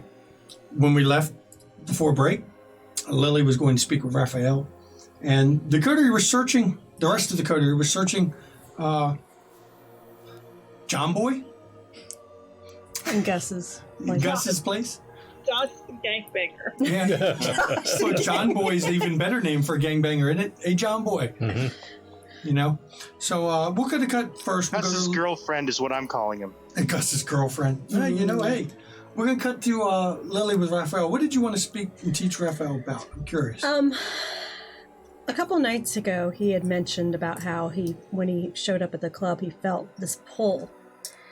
So I kind of wanted to explain that to him. Okay, so you're going to explain, you're going to be taking this as a chance to talk about some of the powers of the blood. About what the blood is for. Mm-hmm. He has drank your blood recently. Mm-hmm. And matter of fact, he's not out of the blood bags yet, but he's drank it recently. Well, no, he hasn't drank since. Right. He drank me last. That's right. You were saving the blood ones for later. So there's also, you can give him something. You can start training him to use some of the powers you have that aren't necessarily Torador related, ones that you have that are the off clan. So I will explain to him the two I have. Which ones? I have Dominate Cloud Memory. How to wipe memories? And how to make himself a little tougher to kill. A bit of fortitude. Always a shock when you come across a Torador with fortitude. And he's already a tough guy as it is, so if he gets that, he's unstoppable. Okay. Yeah. I just wanted to know what you were doing. Because, basically, I want to educate him about some of the why he felt that pull, that's one of my abilities with my blood. And can't even explain it, though. I mean, I just was lying there in a sewer. And all I could think of, I've got to go see Lily. I've got to go to Lily. Lily can help. Lily wants me. I have to see Lily. She wants me to see her. And that's exactly how that is supposed to work. You see, I have this... Does it work on anybody? Can you just... Not just anybody. There's certain things I have to do with that person first. I either have to really charm them with enhancement from my blood. Okay. Or they have to have recently drank from me. Okay, so I can't just randomly pick people on TV and just summon them to you. No, it doesn't work that way. It doesn't work that way. But I'm worried for a second because I'm and like, also there's varying degrees of how effective it can be. With you, my blood was exceptionally strong, and I really attribute that to the fact I was incredibly concerned after the news I heard. You tried it on Waylon too? I did. And that was also strong. But he didn't come. No. And it is basically, it's determined on if someone is actually able to. So if I couldn't have gotten, what would I just lay there wanting to come see you but couldn't? Yes. Oh, that's weird. Yes. That's weird. Yes. Oh, okay. And as soon as you were able, you were going to come. I started dragging myself to this. Look. We grew up on the street and did some messed up things. I know. That was disgusting. Yes. And as you get older, it'll get even harder to cope with. Oh. Yes. So, but there are some things, because you have drank of my blood, that you may be able to use. I mean, being tougher would be handy. Being tougher or being able to make people forget things you've done recently. Okay, that'd be, I once in a while say things, it's all about the etiquette. Sometimes I break it just to be able to undo it and that'd be great. That'd be useful. Yeah, that would be. So I leave it up to you as to what you would like to focus on first. Think about it. I want to finish this dress first. I'm working an outfit. Let me know when you need to get measurements. I'll let you know. It's just a rough sketch first, because you concept and then. Okay, we're going to flash back to the apartment. And a cat outside the door meowing. And it is a... Is it Giz? Nope, it's a peanut. It's a peanut. It's Bumpkin. Bumpkin is outside the door, plus F to pay respects to Bumpkin. We promise Peanut is just fine. She's meowing at us. Yeah. So, Steve, you go back to look in the bedroom, and you're not quite sure whether this was used. I mean, it's obvious it was used by Gus. There's in the closet is hung some of the uniforms for the Succubus Club, but there's no real personal effects. No family photos. There is a little dish that has a little piece of change dropped in it. But that's about it. It's very odd. It's very clean. Like either they were deliberately not leaving much here or really didn't consider it home. There's no loose paper. Nothing. Somebody was really being careful about leaving behind evidence, which to your mind doesn't strike you as normal. Because most street rats aren't very good at covering their tracks. That's why they get caught. I mean, yeah. Gus, I hate you been in his room, man. I don't think he's going to have much to say about it. What do you mean?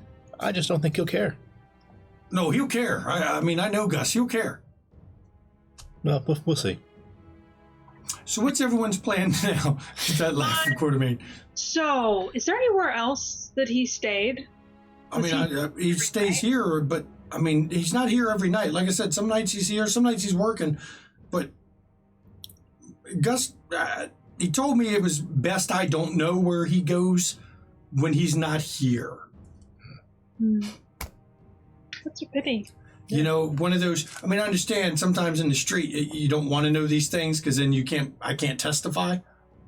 But I got the impression it was more of I don't want to know these things because if I knew, he'd kill me. I look at him with daunt. Okay. Are you lying to me? No, dude, come on, Jesus. I mean, first I got her with a hole in her, and I don't even know. God damn, dude. Whatever happened to you, man? I don't even want to be put through that. What is it? What is the lie thing? It is resolve. Actually, you can go. I'll let you use wits or resolve and insight. Okay. And I add my presence? Not for lie detection, no, because this is Daunt's not helping for the intimidate. Daunt doesn't help for this? Nope.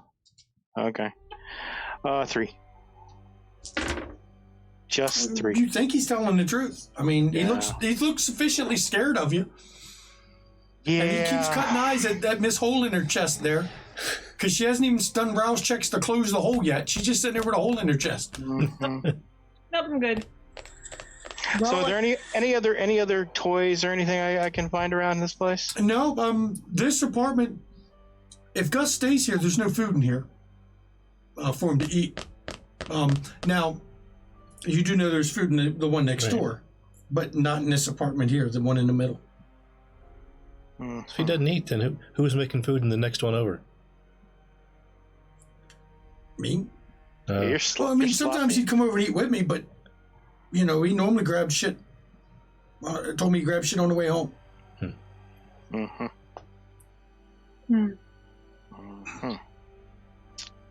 Is there anything else you could tell us that you think might be interesting? I mean, he's working right now. He said he was he wouldn't be home for a few days because he was on a extended shift. Something about, we were getting overtime and a half, and he made. Is there any other jobs he has? No, that's the only. I mean, other than what you saw across the hall. I mean, is that a job? I mean, put that on his resume somewhere. That a procurer of items. Is that what you put on the resume? Yeah. Dude, that goes on a certain resume. So I look at Locke. I say, so are we done here? Well, do you know of any other places where he might be holed up? I mean, He already said no. Doesn't tell me, man. I'm sorry. I wish I really. You sure? I'd want to tell. I mean, Jesus Christ! I shot her, and she's still sitting there talking. I don't even know this dude. Fuck him. I don't even want to fucking. Jesus Christ! I want to deal with that. And I think you're gonna eat me. You look like you're gonna. I'm gonna find. You're not gonna put me in your freezer later, are you? No, man. There's not a lot of room in my freezer right now, so. He's not. You don't worry. So you trust me. If I knew, I'd tell you. I don't want. Look. All right. Y'all I'll keep my mouth shut, and I'll tell Gus y'all came in looking for him. And I don't quite believe that. You know what? I believe him. It's fine. Yeah, I said I'd explain the whole, right? I said I'd explain it. It's a trick, right? You want to know? I mean, that's a hell of a trick. Mm-hmm. Is that like the magicians catching a bullet? Because I've never seen anyone actually, I mean, they catch bullets, but normally when they catch them. It's a little bit like that. It's a little bit like, magic. And she grabs him. Okay. She wasn't expecting that part. She go eat him. You start drinking? I have to. Oh God, yeah, I drink him down. He's daunted by Coterie. He's terrified. So you get shot. Got a serial killer looking dude right here. He is not fighting right now. He's been thoroughly put in his place, so he's not fighting back. And once your teeth sink in him, you know how the kiss is when you give people the kiss. It's a little bit pleasurable. Mm-hmm. Though the way Locke does it, I assume, is especially brutal, being an alley cat. She's not easy with her bite. I see her doing what Chloe does with one of her toys, just kind of going, ah! And shaking him. No, I don't shake him. But yeah, she drinks him down. How much are you taking? All of it, and drinking him down. Okay. I know it takes a stain, but we can't let this fucker live. As you feel his blood go away, the Chronicle tenets never kill the innocent. Okay, we can pretty much argue he is not innocent. Mm-hmm. But your own convictions stand up for the disenfranchised.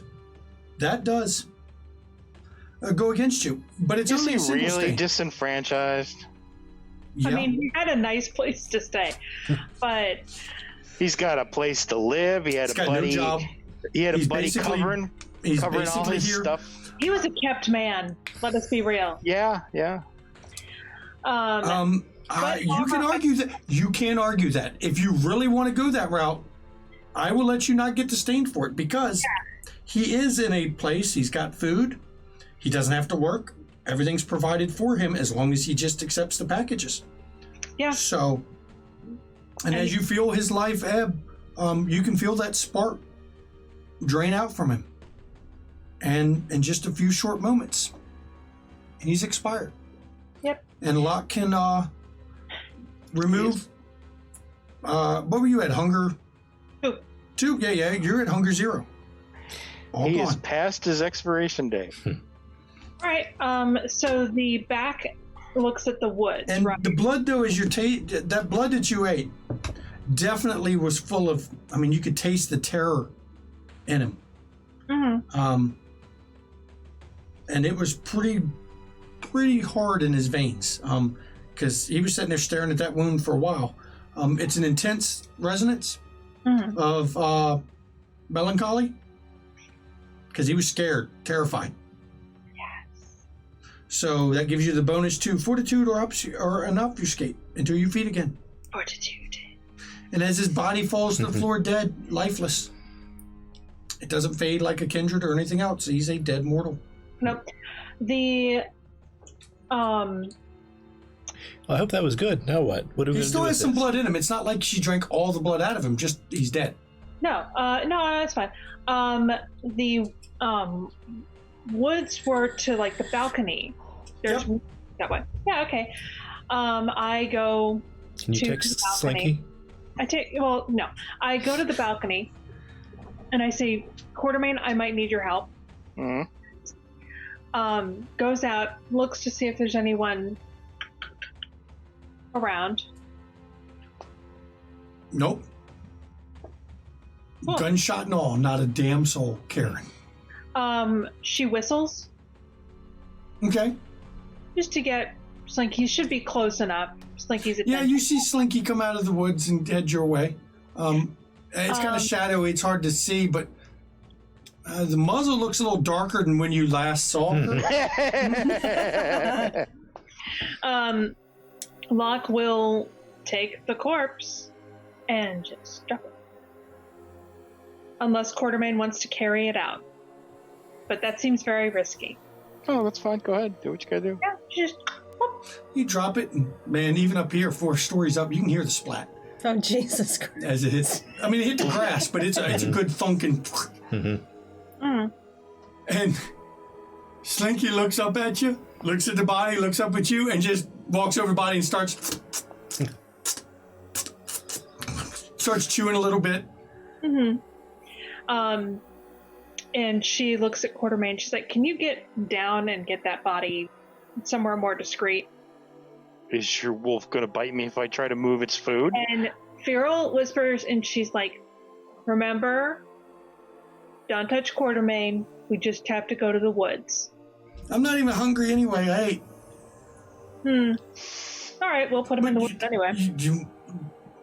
You want me to pull it in the woods? We can stash it for later, right? Yeah, you can stash it for later. It's cool. And the wolf actually grabs the leg of this dude and starts tugging. I mean, it's slow going, and it's obvious it's a wolf dragging a body. But again, you're in a neighborhood where people generally don't really want to know what's going on outside. Huh? All right. Well, don't need me. Well, that was fruitful. Ish. Yeah. I would still like more actual information about Gus, but... Yeah, unfortunately, I think we sucked that guy dry. Bad pun. And do you think we've covered this place pretty thoroughly? I'm pretty sure you don't. I mean, with the successes you've rolled, you've gotten the main info. I mean, Gus was obviously good at covering his tracks, which suggests he has a little bit more intelligence than the average gangbanger that you would have expected. Okay, right. Now I've got the keys. Do we want to lock up and then bring one of our delivery trucks back to load up on the stash to? What are we all going to do with it? You never know. And some of them, I mean, you don't even. Quartermain don't even trust to shoot right. Well, we leave those behind, but. Yeah, I mean, I have no need for drugs or guns or whatever. I take some of the drugs. Normally I would suggest we firebomb. Okay, so what you're gonna? Okay, so really, the easiest one for you to carry would be the X, or maybe the some of the Ruhifanol. I doubt. Do you really need roofies though? I mean, I can see a Locke have a use for it though, technically. Yeah, roofies are useful. It's not like Locke is taking the drugs. Locke is either exchanging the drugs or using them. But I mean, if you want to stash a kilo in your shirt, a kilo or two of coke or something, I mean, you could. Yeah, you can stuff a couple kilos in there. Yeah. She will distribute it at the bar. I mean, these are good for trading favors with I don't know. I would just firebomb the place, but that's me. We can't firebomb the place. There's other fucking people here. And you know what? So what if they find guns? Oh, Is anyone going to find guns? I'm not worried about it. Those guys downstairs, the type we're going to call the cops. Yep. No. I don't give a fuck. I just think I would just because it would be fun. Not firebombing the building. And all right. So you guys going right out the front? Is Quartermain going to re-obfuscate, or is he just going to walk out? Should probably re-obfuscate. Yeah, I'll re-obfuscate. Okay, because I was curious whether he's going to walk out and they see 2 went in, 3 came out. That'd be funny. When you guys go out, you pass? Just walk out and go, hey, guys. Did you make your rouse check? Yeah. Okay, so as you go out, the guys are sitting there eyeballing you suspiciously. And the one you slammed against the wall, and they're like, we didn't see nothing, we don't know nothing. Great. Awesome. You got a hole in your shirt. I know, fuck it. Like, I'm gonna have to get a new shirt. Okay, let me ask you something. Can we go up and take that shit now? I don't know what they got up there. They keep getting these packages. I want to go, if you got a hole, I know what a gun wound shot looks like now. If he shot you, can we go steal this shit? Yeah, tell him go ahead. Go ahead. Distribute it. Throw him the keys. J-Bo, go get the boys. Come on. Get some shit. And one of the guy hops up, one of them who's sitting down hops up and runs over to one of the other buildings. Where are you going? He said, get boys. I'm like, we gotta get the crew. We're going to take the shit. We're going to take some shit. All right. They're not going to come back looking for it, are they? No. Cool. Whatever. I'm cool with it. Hey, didn't see nothing? Don't care. We take the shit. We good. Don't see nothing. Won't be nothing. Hey, Ain't no snitches here. No snitches. Have And as you're fun. walking off, then you hear another comment. Man, dude, you acting respectful after she slammed your bitch ass against the wall, didn't you? Should have called me ma'am. When you head back, to go around back, and by the time you get around back, Slinky's got the body about halfway across the back. And yeah, Hey, you want some help? We'll give her a hand. okay, no, drag it back. Oh, drag it back. I have a 4 strength. Well, you pick it up and you carry it back.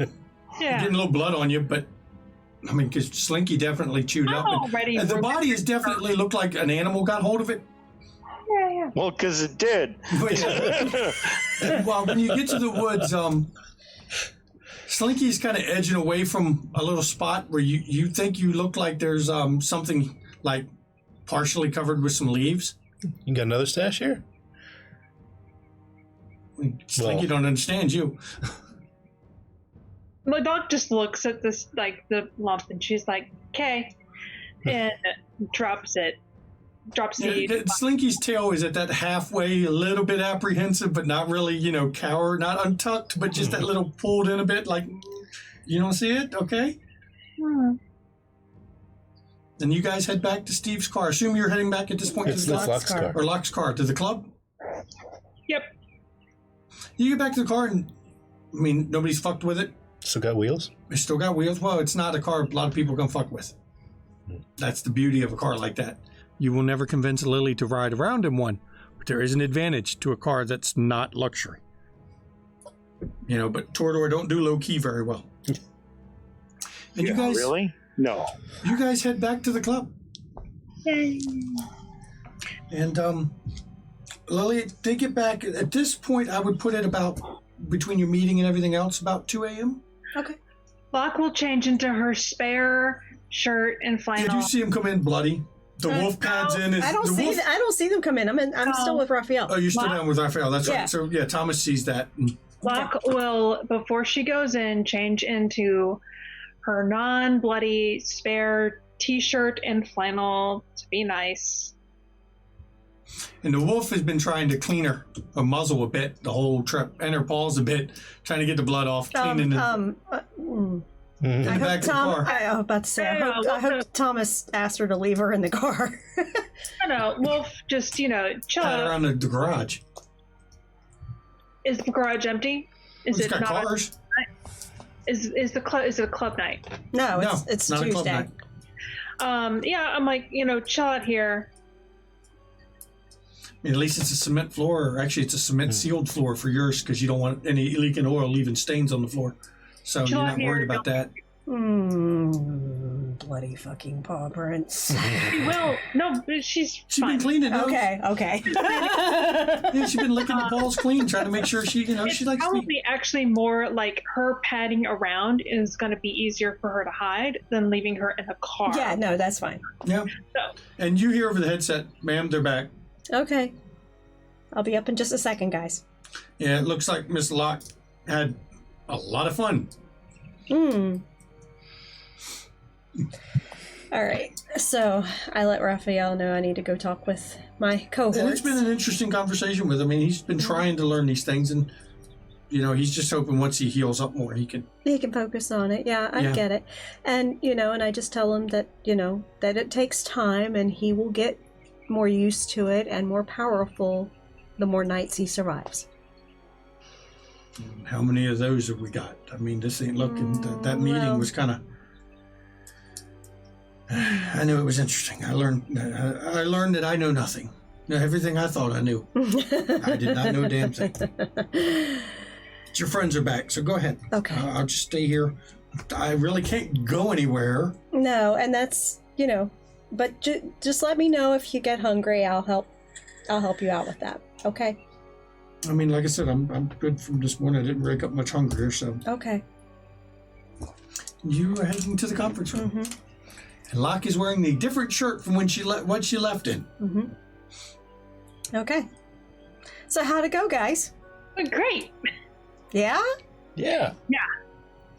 Yeah. What you got for me? We didn't really find out much useful, but Oh, Hey, I fantastic. think we found out a lot that was useful. You just have standards that are too high.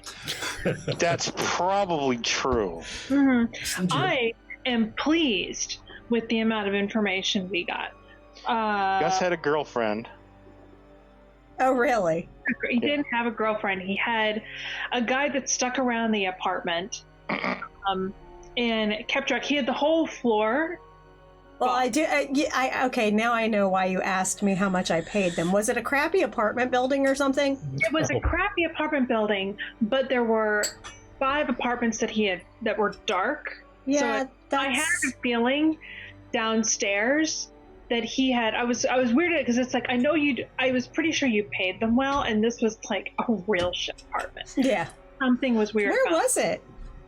College Park, the shitty part. Oh.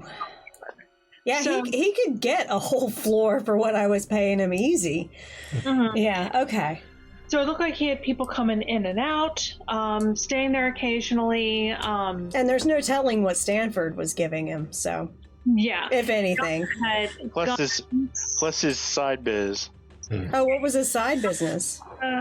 He's a wheeler and dealer. Things fall off trucks for him. Oh, fantastic. Okay. Okay. Gotcha.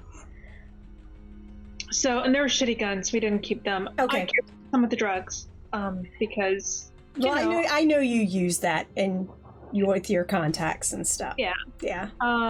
Let's see. We got rid of the guns. Okay. Just it was easy. Some dudes wanted them. Hey. Oh, whatever. I'm sure in those neighborhoods people don't really talk. They just want to take advantage. He stayed there sometimes, but sounds like Gus had other places that he stayed. I'm wondering if could we look at his he must have had a phone. I pull out because I brought the box of personal effects. And we with talked me about that, didn't we, last session? That it's easy to crack the phones. Yeah, so I hand the phone to Steve. It'd be intelligence and technology to see what's in it. It's not going to be right away. It's going to take you a little bit because you got to make sure you're using your blood. Oh, you're still Hungry He's Zero, still aren't Hungry you? Zero. God Yeah. damn, dude. Sybil's blood goes a long way. Yeah, it does. Wow, that was a Steve Perry roll. You might want a willpower. Yeah, I am going to. You know, it's funny because I was watching LA by Night last night, and Jason Carl was Steve Perry and his dice the whole fucking night. Yeah. It was sad.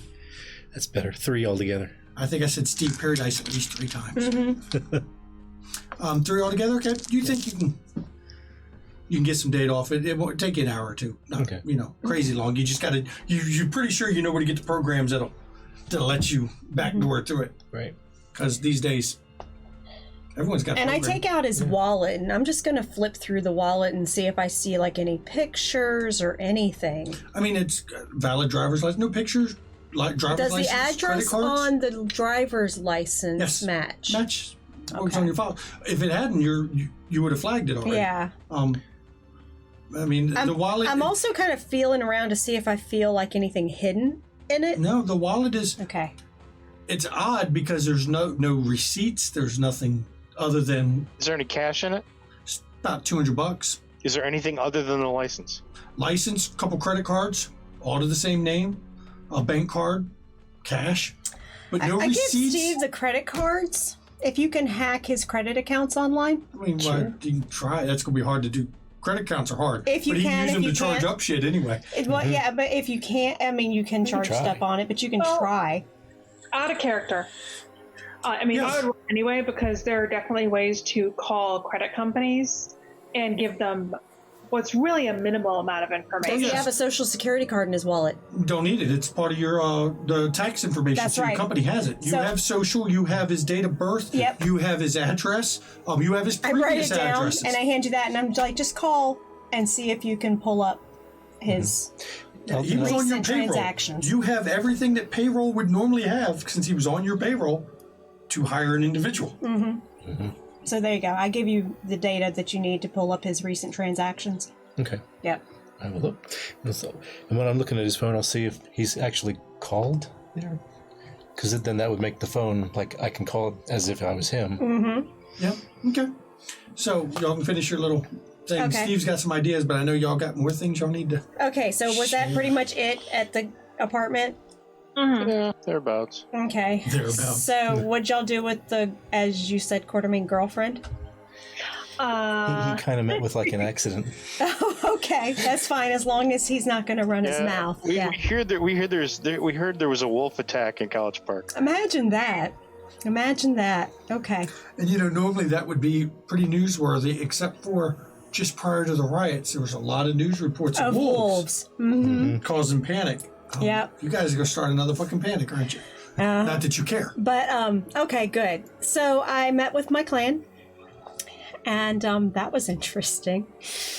How's Chess? Oh, he nearly frenzied on me. Ooh. He actually did, except before he could get his hands on me, his puppet master showed up. Still don't know that guy's name or girl. I don't know what the fuck it is. But yeah, he's an asshole.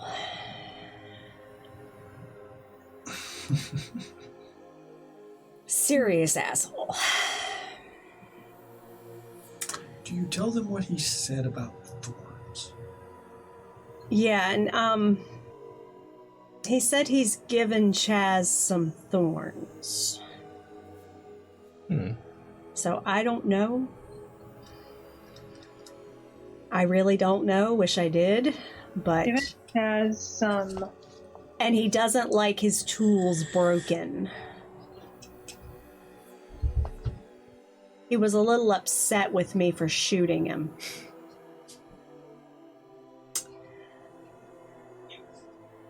So that could either be new power, like look at Steve. I don't know. Steve can grow thorns. So something's definitely going on with him, and yeah, so I was discussing urgent matters with the clan, and all but him basically sided with me. He doesn't not side with me, he's just a coward. What side were you? What was your side? We were talking about issues like with Jack setting up a trap, and also explaining to them what hinky shit is going on, and that we may need to come together later if things come to a head.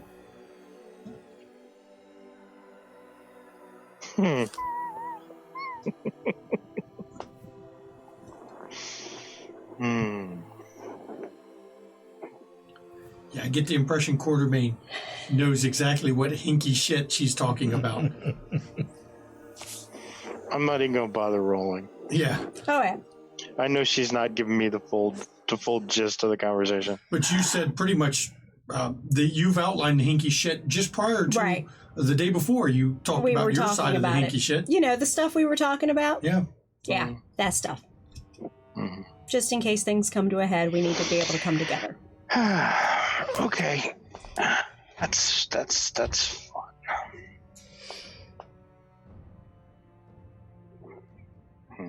Because, you know, it was one of ours that got hit. Ma'am? Yes. Someone's here to see you. Who? All of you. Who? Miss Dobson? Are we okay with her coming in? Yep. Okay, bring her in. Okay, Mine seemed to she's be- out front. I'll have her escorted up. Sure. You lost one. Mine seemed to be dropping like flies. That's of course, true. I ended up killing two of them, so, Yeah. you know, whatever. I just got mine going weird. So, you know. Yeah, that is a nightmare waiting to happen. It only takes a few minutes before the door knocks again. Okay, come on in. And in comes Karina. Dressed smartly. She's in a suit skirt, kind of a power suit for a woman, with her notebook. Welcome, Karina. Hair pulled back. Come she on looks in. very professional. Permission Sanger, Permission Steve. Hello, Hound. How are you tonight? I'm doing great. How are you? I've been better.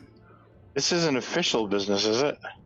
No. Good. Okay. No. Then why don't we dispense with the Well, titles? officially, I'm here to announce that the prince has said that Malik now has a blood hunt on him.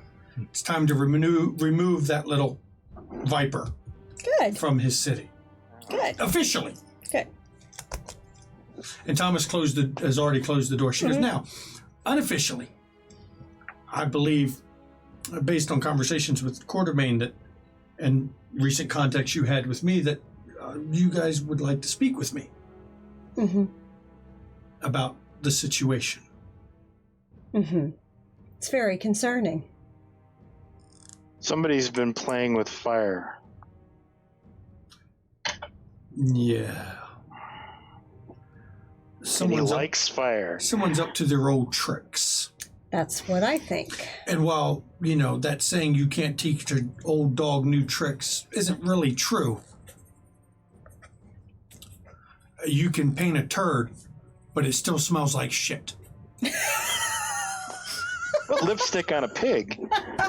And it's still a pig. Yes. And it's still a pig. We've got a fucking problem. Yes, we do.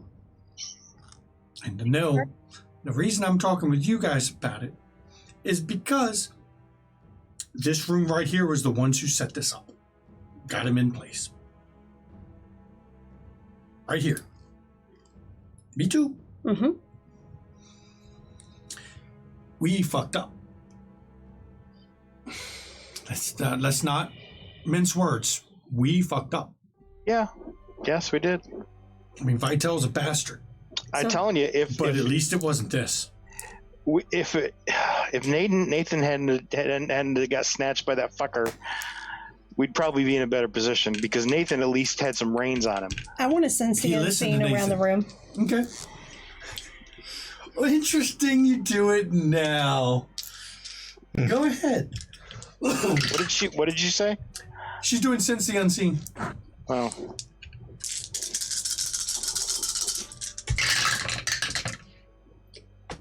One, 2, 3. I'm going to use a willpower.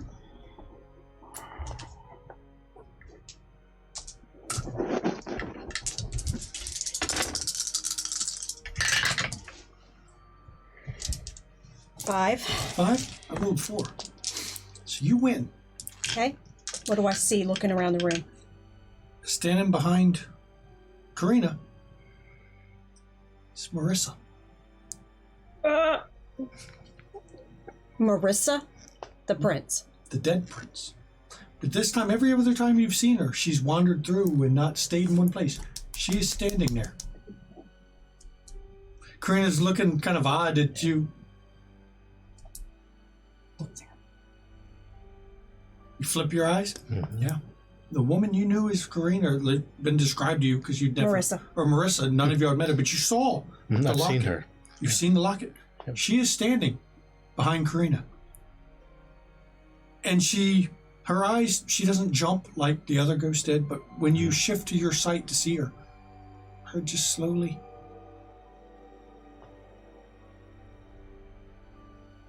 Prince Marissa. And then she fades away. Don't see her anymore. Okay? And I tell Prince Marissa's ghost was right behind you. And I agree. It's like, yeah, she Karina's was. like, wait. I know, we're not supposed to have ghosts. I know, it's a thing. I've been working on it, trying to figure out what the hell's going on. That's not technically true. Okay. Everyone says you're not supposed to have ghosts. I had a talk with a madam once. And she told me that's not technically true. Interesting. I'm not going into details. That's all right. We have other things to talk about. Trust me, it's not technically true. But if you're, well, I've been seeing her all over the place. Vitel killed her, got her. Well, he didn't kill her personally. He got her killed. Yeah, that's the rumor. No, it's not rumor. Okay, well, thank you for confirming. It's fact. Okay. My contacts in the tower. I was on the other coast. So. My contacts in the tower confirmed that he convinced the rest of the tower that she was involving herself in the federal government a little bit too much, and it was potentially going to break the Masquerade. And that if he were to replace her, he would not do that, and he would make sure the Masquerade was kept. Okay, well, considering that the black magic was firebombed and potentially remains may have been left there to, because of the age of Wayland, to basically ignite on sunrise, isn't that a threat to the Masquerade? Look, firebombing shit's a threat anyway. Exactly. That's the point. That we've got a fucking problem. Mm-hmm. You don't understand. I sat in the room with him. He is unhinged. I believe it. The last time I spoke with him. Whatever happened, and I have never gotten the details of what happened in Providence. Whatever happened when he was removed, he is unhinged as hell. We really fucked up. So, how did we get him removed? Unhinged happened back in Providence, or unhinged? He is things happened alternating between being paranoid, everyone's out to get him and going to remove him, and being, I'm in charge and I'm running this shit and I'm unstoppable. I mean, really, the first is not wrong. But I can see where he's taking it a little bit, not a little bit, he's taking it too extreme far. Yeah. Now, I know he's old enough that just may be a condition. We all get eccentric as we get older. You'll understand one day. I mean, I'm not that old, but I've talked to those that are. He's old enough that he's peculiar anyway. But the way he's acting now, I can't even see how he could have held Providence acting like this. So, what do we do? One thing we absolutely need is art on the side of the tower. I wouldn't even say our side, just on the side of the tower if we get the tower. He is. That's not an issue. No. I mean, I've already started reaching out to my friends. Okay. But he has significant backing in the tower.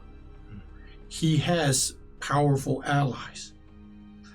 They are not going to allow him to just be removed without cause. Without pretty big cause. Mm-hmm. And while I suspect this black magic shit was him. If I can prove it. How do we prove it? If I can prove it. I mean, if you is that enough? That would help. I can't say I don't know what's going to be enough. Okay. I'm working on trying to prove it. My friends are going to try to work his supporters to see which ones are really supporters and which ones are supporters of convenience or because of favor being traded. Mm-hmm. Everyone in this room understands how that works. Mm-hmm. Yes. There's supporters, and then there's supporters. Much, for example, everyone in this room supported Stanford on the throne. While it Are was we convenient. really his supporters? It was convenient. I got to erase that fucking stain from that Vitel put on my clan. Mm-hmm. Wish we could have killed his bastard ass, but overall, we supported him, but we're not his supporters. Right. We all got something out of it. Exactly. You're awful quiet, Quartermain. I assumed from our phone conversation that you're of the same mindset. Obviously, if we're not, I couldn't do anything about it, but... There's a reason why I'm not sheriff any longer. That Stephen incident, wasn't it? Yeah. Oh, I knew. No, to be perfectly honest, it was partially that, but it was more the whole killing Amos thing. I found out about the Stephen incident, not at the time. But I have my ways of learning things. Yeah. After the fact, sometimes, unfortunately. But I do have my ways. Yeah. I shouldn't have done it. I know that now.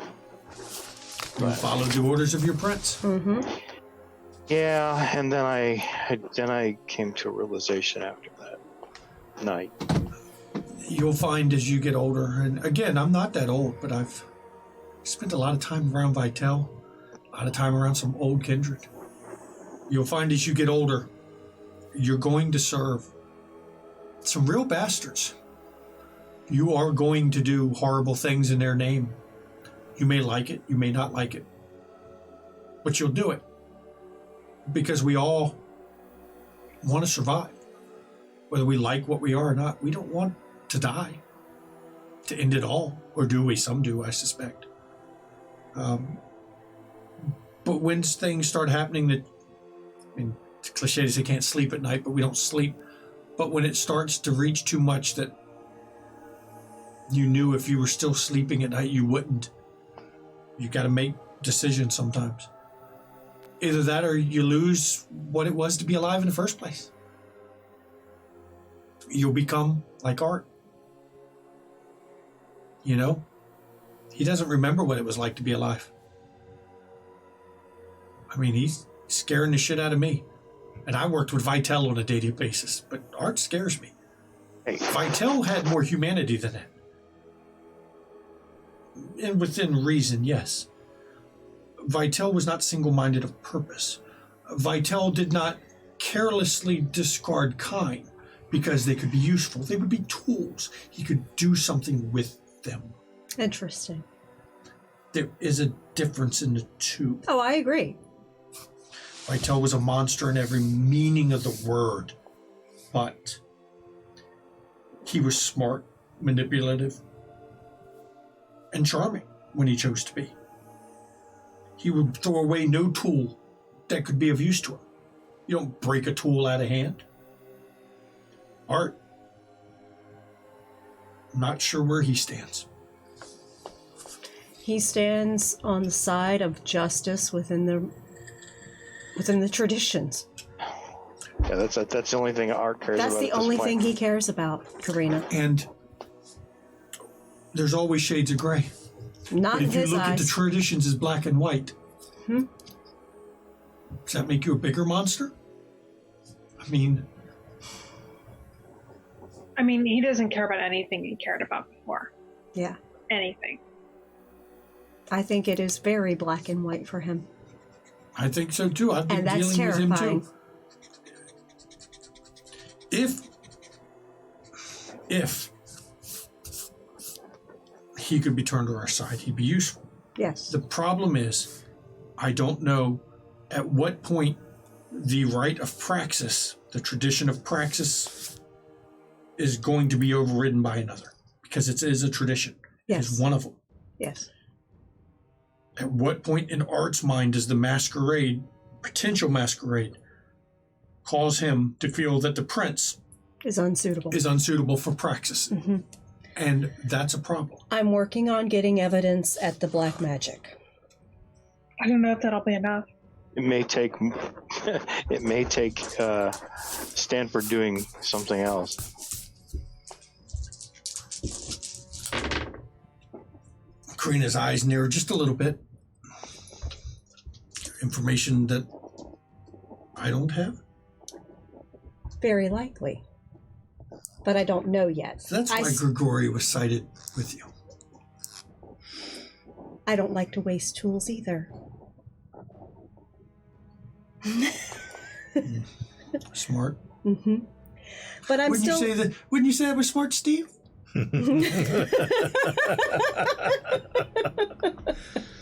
Yeah.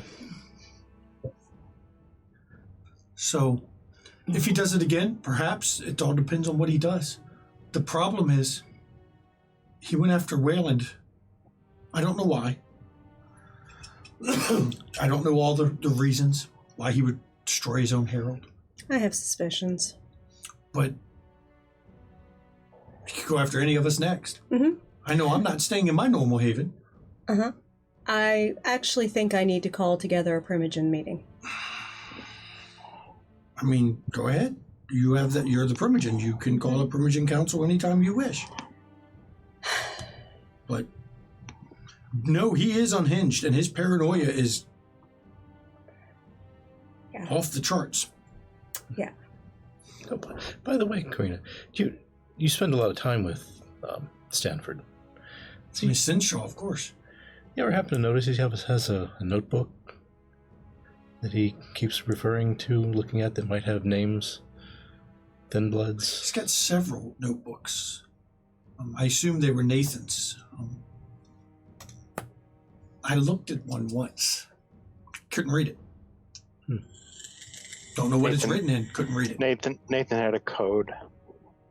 I suspect that as well. I never thought I'd say I'd miss the crafty old bastard, but he was a great opponent. He really was.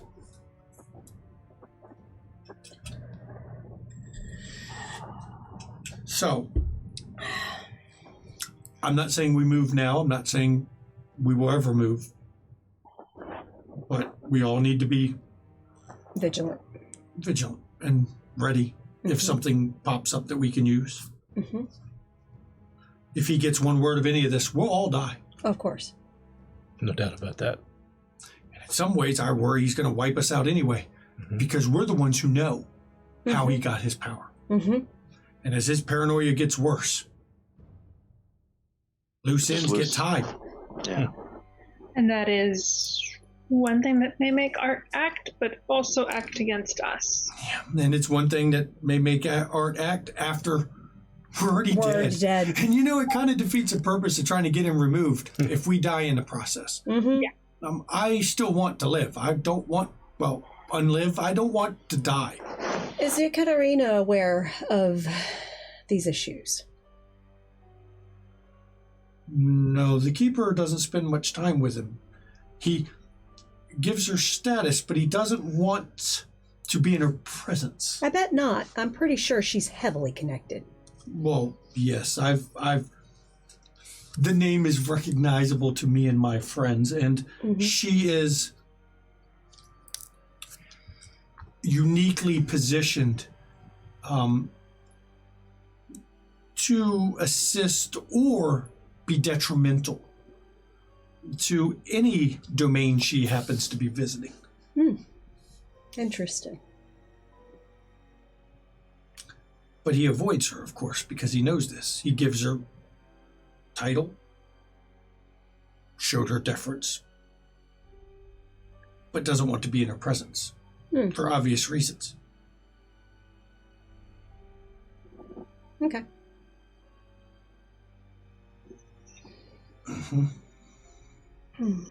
So have you found any more information out about the other thing? Felix won't leave his building. He's been holed up since the day after he came here to meet with Yakatarina. He saw visitors for a while at first, but even those his ended.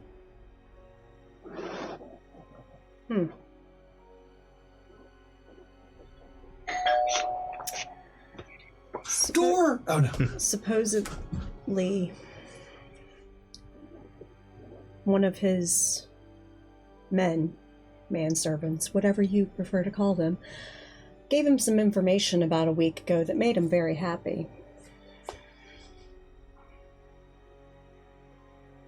Does this have to do, Quartermain, does that have to do with what we were speaking about? I don't know. I really don't. A week ago. That's about where Glenn went missing. Yeah, I've put that together too. But I can't, Central or not, I know. Even passing these messages, I can't force myself into his domain.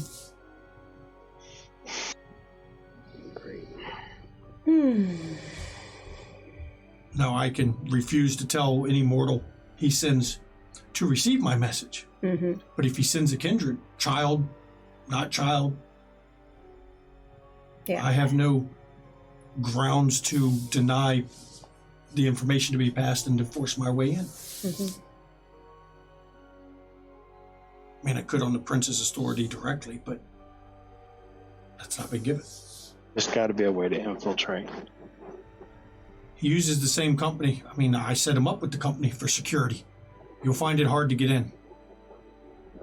Unless but he can't stay in there forever. He's got to eat something. Unless someone's providing food. Unless you provide me an inn.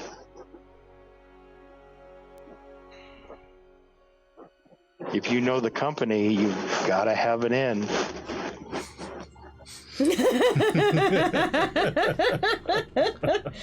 My reputation, as always, precedes me.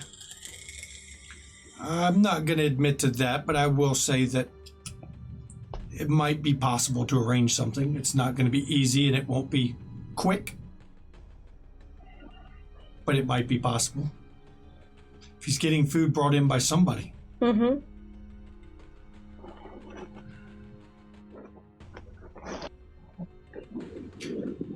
Some cities talk of a group of kindred that are traffickers of sorts. If you have a particular taste or a particularly interesting kind of a flavor you prefer, they would requisition it for it. I'm not aware that we had any operating in our city. Oh, we do. Oh, now see, I did not know this. This is information for me. But that would mean, you know, our clan have peculiar tastes. Yes. So wait, does that mean that Dr. Philo's helping him? No, I think it's going to be True. Wait, what? True Dev's helping him? Okay, I can see Philo with his background. True Dev, the singer, rapper extraordinaire is... Yes, he's trying to negotiate with me to provide refreshments in my club. Now, see, that is quite interesting. That might be useful, especially if he's providing for Felix, because he's one of ours. He's of Intru. He would definitely understand peculiar tastes. And since he's allowed to be here, but he's not technically part of the city, some of the negative repercussions for assisting could be avoided because he was, it's awful clean. And then he's off to another city. It's interesting to know about. I have to give that some thought and put that through the old planning stage there. That might be useful. I mean, it's useful in general. But it's dangerous. Yes. Very aware. What of any of this is... When has it not been dangerous in this city? Trust me, I know. I'm wondering why I even came. Yeah, I'm thinking seriously about pulling the Hawaiian shirts out of storage again. I came for the power. Same. You can't do anything in this country unless you're at the source. FBI, CIA, I am the source. But sometimes... Man. I saw an opportunity to change fortunes for my clan. How's that working out? One got burned, one's dead. Though you mentioned something about the lack of the remains problem. You caught that, huh? Yeah, I did. I've been around long enough to know what happens to young kindred. Very odd. But somebody died there, according to Art. And I'm going to find out who. There's no kindred that I'm aware of that have come up missing. Aside from Glenn, of course. Yes, but do we track all of them, really? Can you track all of them? Exactly. I will be frank. I can't track the Nosferatu alone. There aren't many of us left. But how would I know if there were? Yeah. The Malkavians, much the same way, when they choose to hide, how do you find them? Right. Would it help if I took a look at the black magic? If you would like to, I would appreciate it. Okay. I'll throw my investigative powers at it. I appreciate it. It doesn't help to have another set of eyes on it. It doesn't help? I mean, it doesn't hurt. I apologize for Freudian slip there. It doesn't hurt to have another set of eyes on it. So Nothing helps anywhere. This is kindred society. Okay. Yes, I agree. And I will do all I can to get evidence to at least tie him to that. If you can, that would help. I can't say I don't know if it's going to be enough, but it's a start. It's a start. But the only way is to just keep building and, like a snowball, we'll push it, and either we'll have an avalanche or we'll get buried by the avalanche. Or, we turn his tactics on him, destabilize.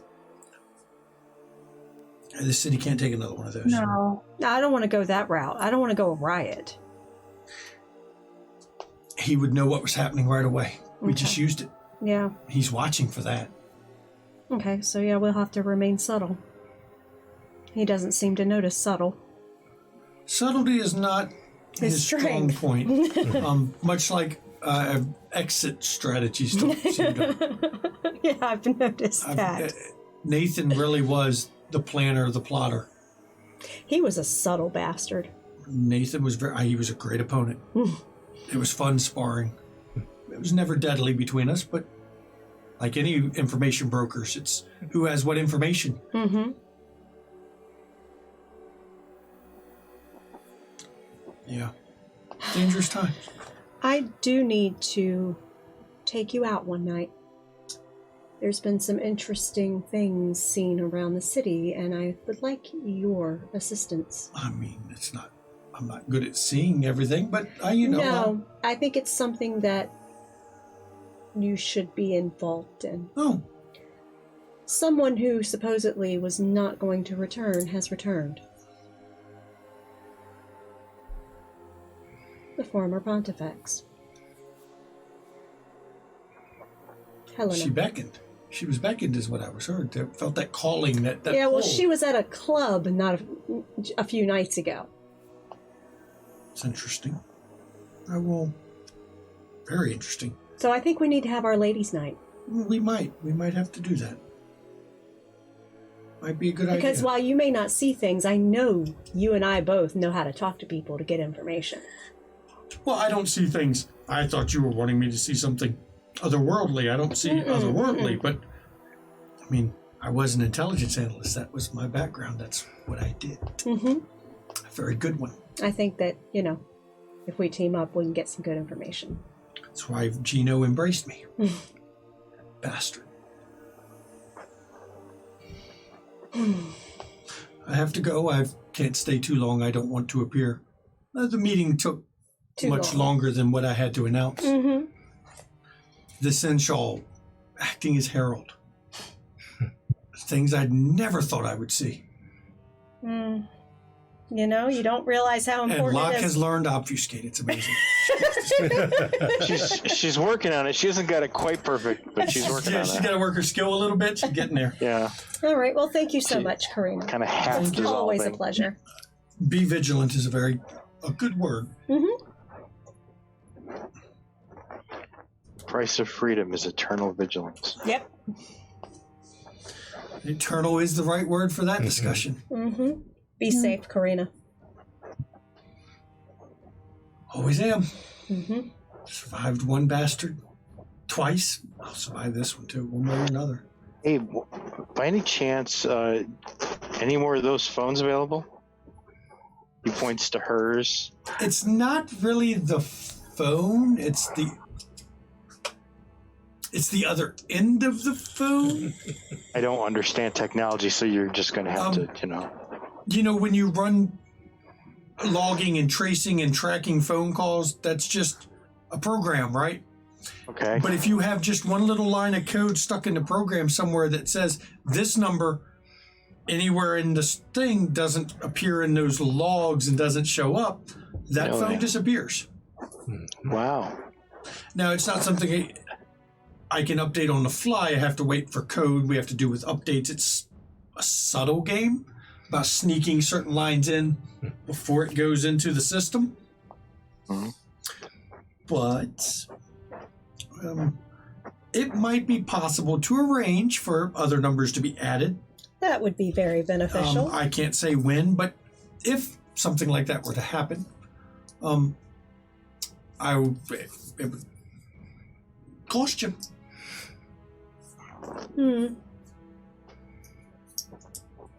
And you know, boons and stock and trade, right? Yep. Don't you still owe us? Not at that level. Oh, If that little line of code is found, No. if that line of code is found, every number in it is guaranteed Burned. to have an investigation on. The more lines of extra code you add, I'd be willing bigger to. the chance I'd it'll be get willing found. to owe for that. You see, I would be willing. thousands and millions of line of code. It's one number is one number. 5 numbers, 6 numbers, 7. As it gets bigger, It gets more noticeable. it stands out. I'll let you know if we can do it. Okay, appreciate it. Have a good night. You too. Good night. Night. And she leaves the room. Okay.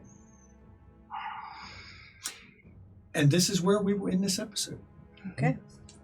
Coterie found out not as much as they wanted to from Gus, but what was found out really did point to somebody who was a little smarter than everyone involved expected,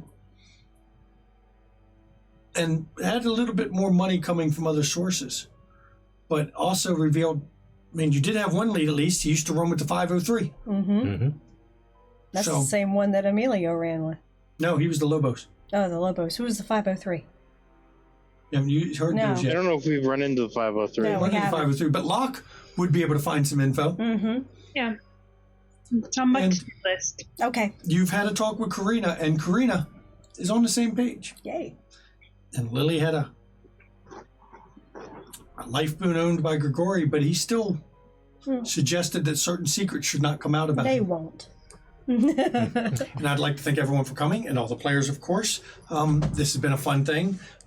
If you want to chat with us about the show, after the show, whatever, pop over to our Discord. We have McStabber's Lounge Discord, our own Discord. Pop over. You can also find Coordination or some of the other Streams of Darkness, the shared, which the Twitch guy at the beginning, don't know who he is. I mean, I've heard he's a Nosferatu, I've heard he's a Malkavian. Don't know who that Twitch guy is at the beginning, but he seems to be spilling kindred secrets about various cities. You can find out information about him over there too. Want to see our back content, YouTube? You want to see other great streams? Check out our friends list. Check out our friends over here. Vancouver by Night shouts us out every week. Great guys, Steve over there. New Orleans by Night, wish I could watch them. I know. They're on at the same time as we are. Kind of difficult to watch when they're streaming same time. But we do watch on demand. But we do watch it on video on demand. Great people. Atlanta by Night, Ellie. We just did a storyteller interview with her. Storyteller Chronicles last week with Ellie. She's great. Q Times. Speaking of Q Times, we love Q Times. They're on right before us with Long Beach by Night. Next week's guest is Jake from Q Times. When he comes back as Mallory. Back. Everyone loves Mallory. So we are set for that. That's going to be great. Yep. Anything else we need to throw at the end? I think we covered them all. I think so. So, yeah, I think so too. Oh, and if you do like our content, give us a follow up above if you haven't. It doesn't cost anything. And if you really want to support us, you can give us a subscribe.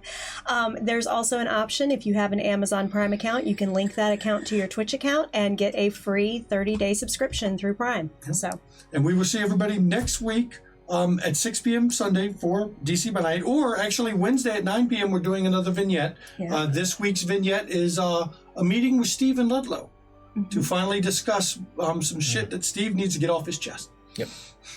That should be an interesting one. So, good night, everyone. good night. As opposed to in his chest. In his Yeah, and his chest. chest is different. That's Well, different. that's Locke's That was problem locked right with now. a 44 mag bullet still in her. Because she still hasn't healed it. No. Or picked the bullet out. Fine. It's fine. It's lead. She don't get lead poisoning. Fine. Good night, everyone. Good night. Good night.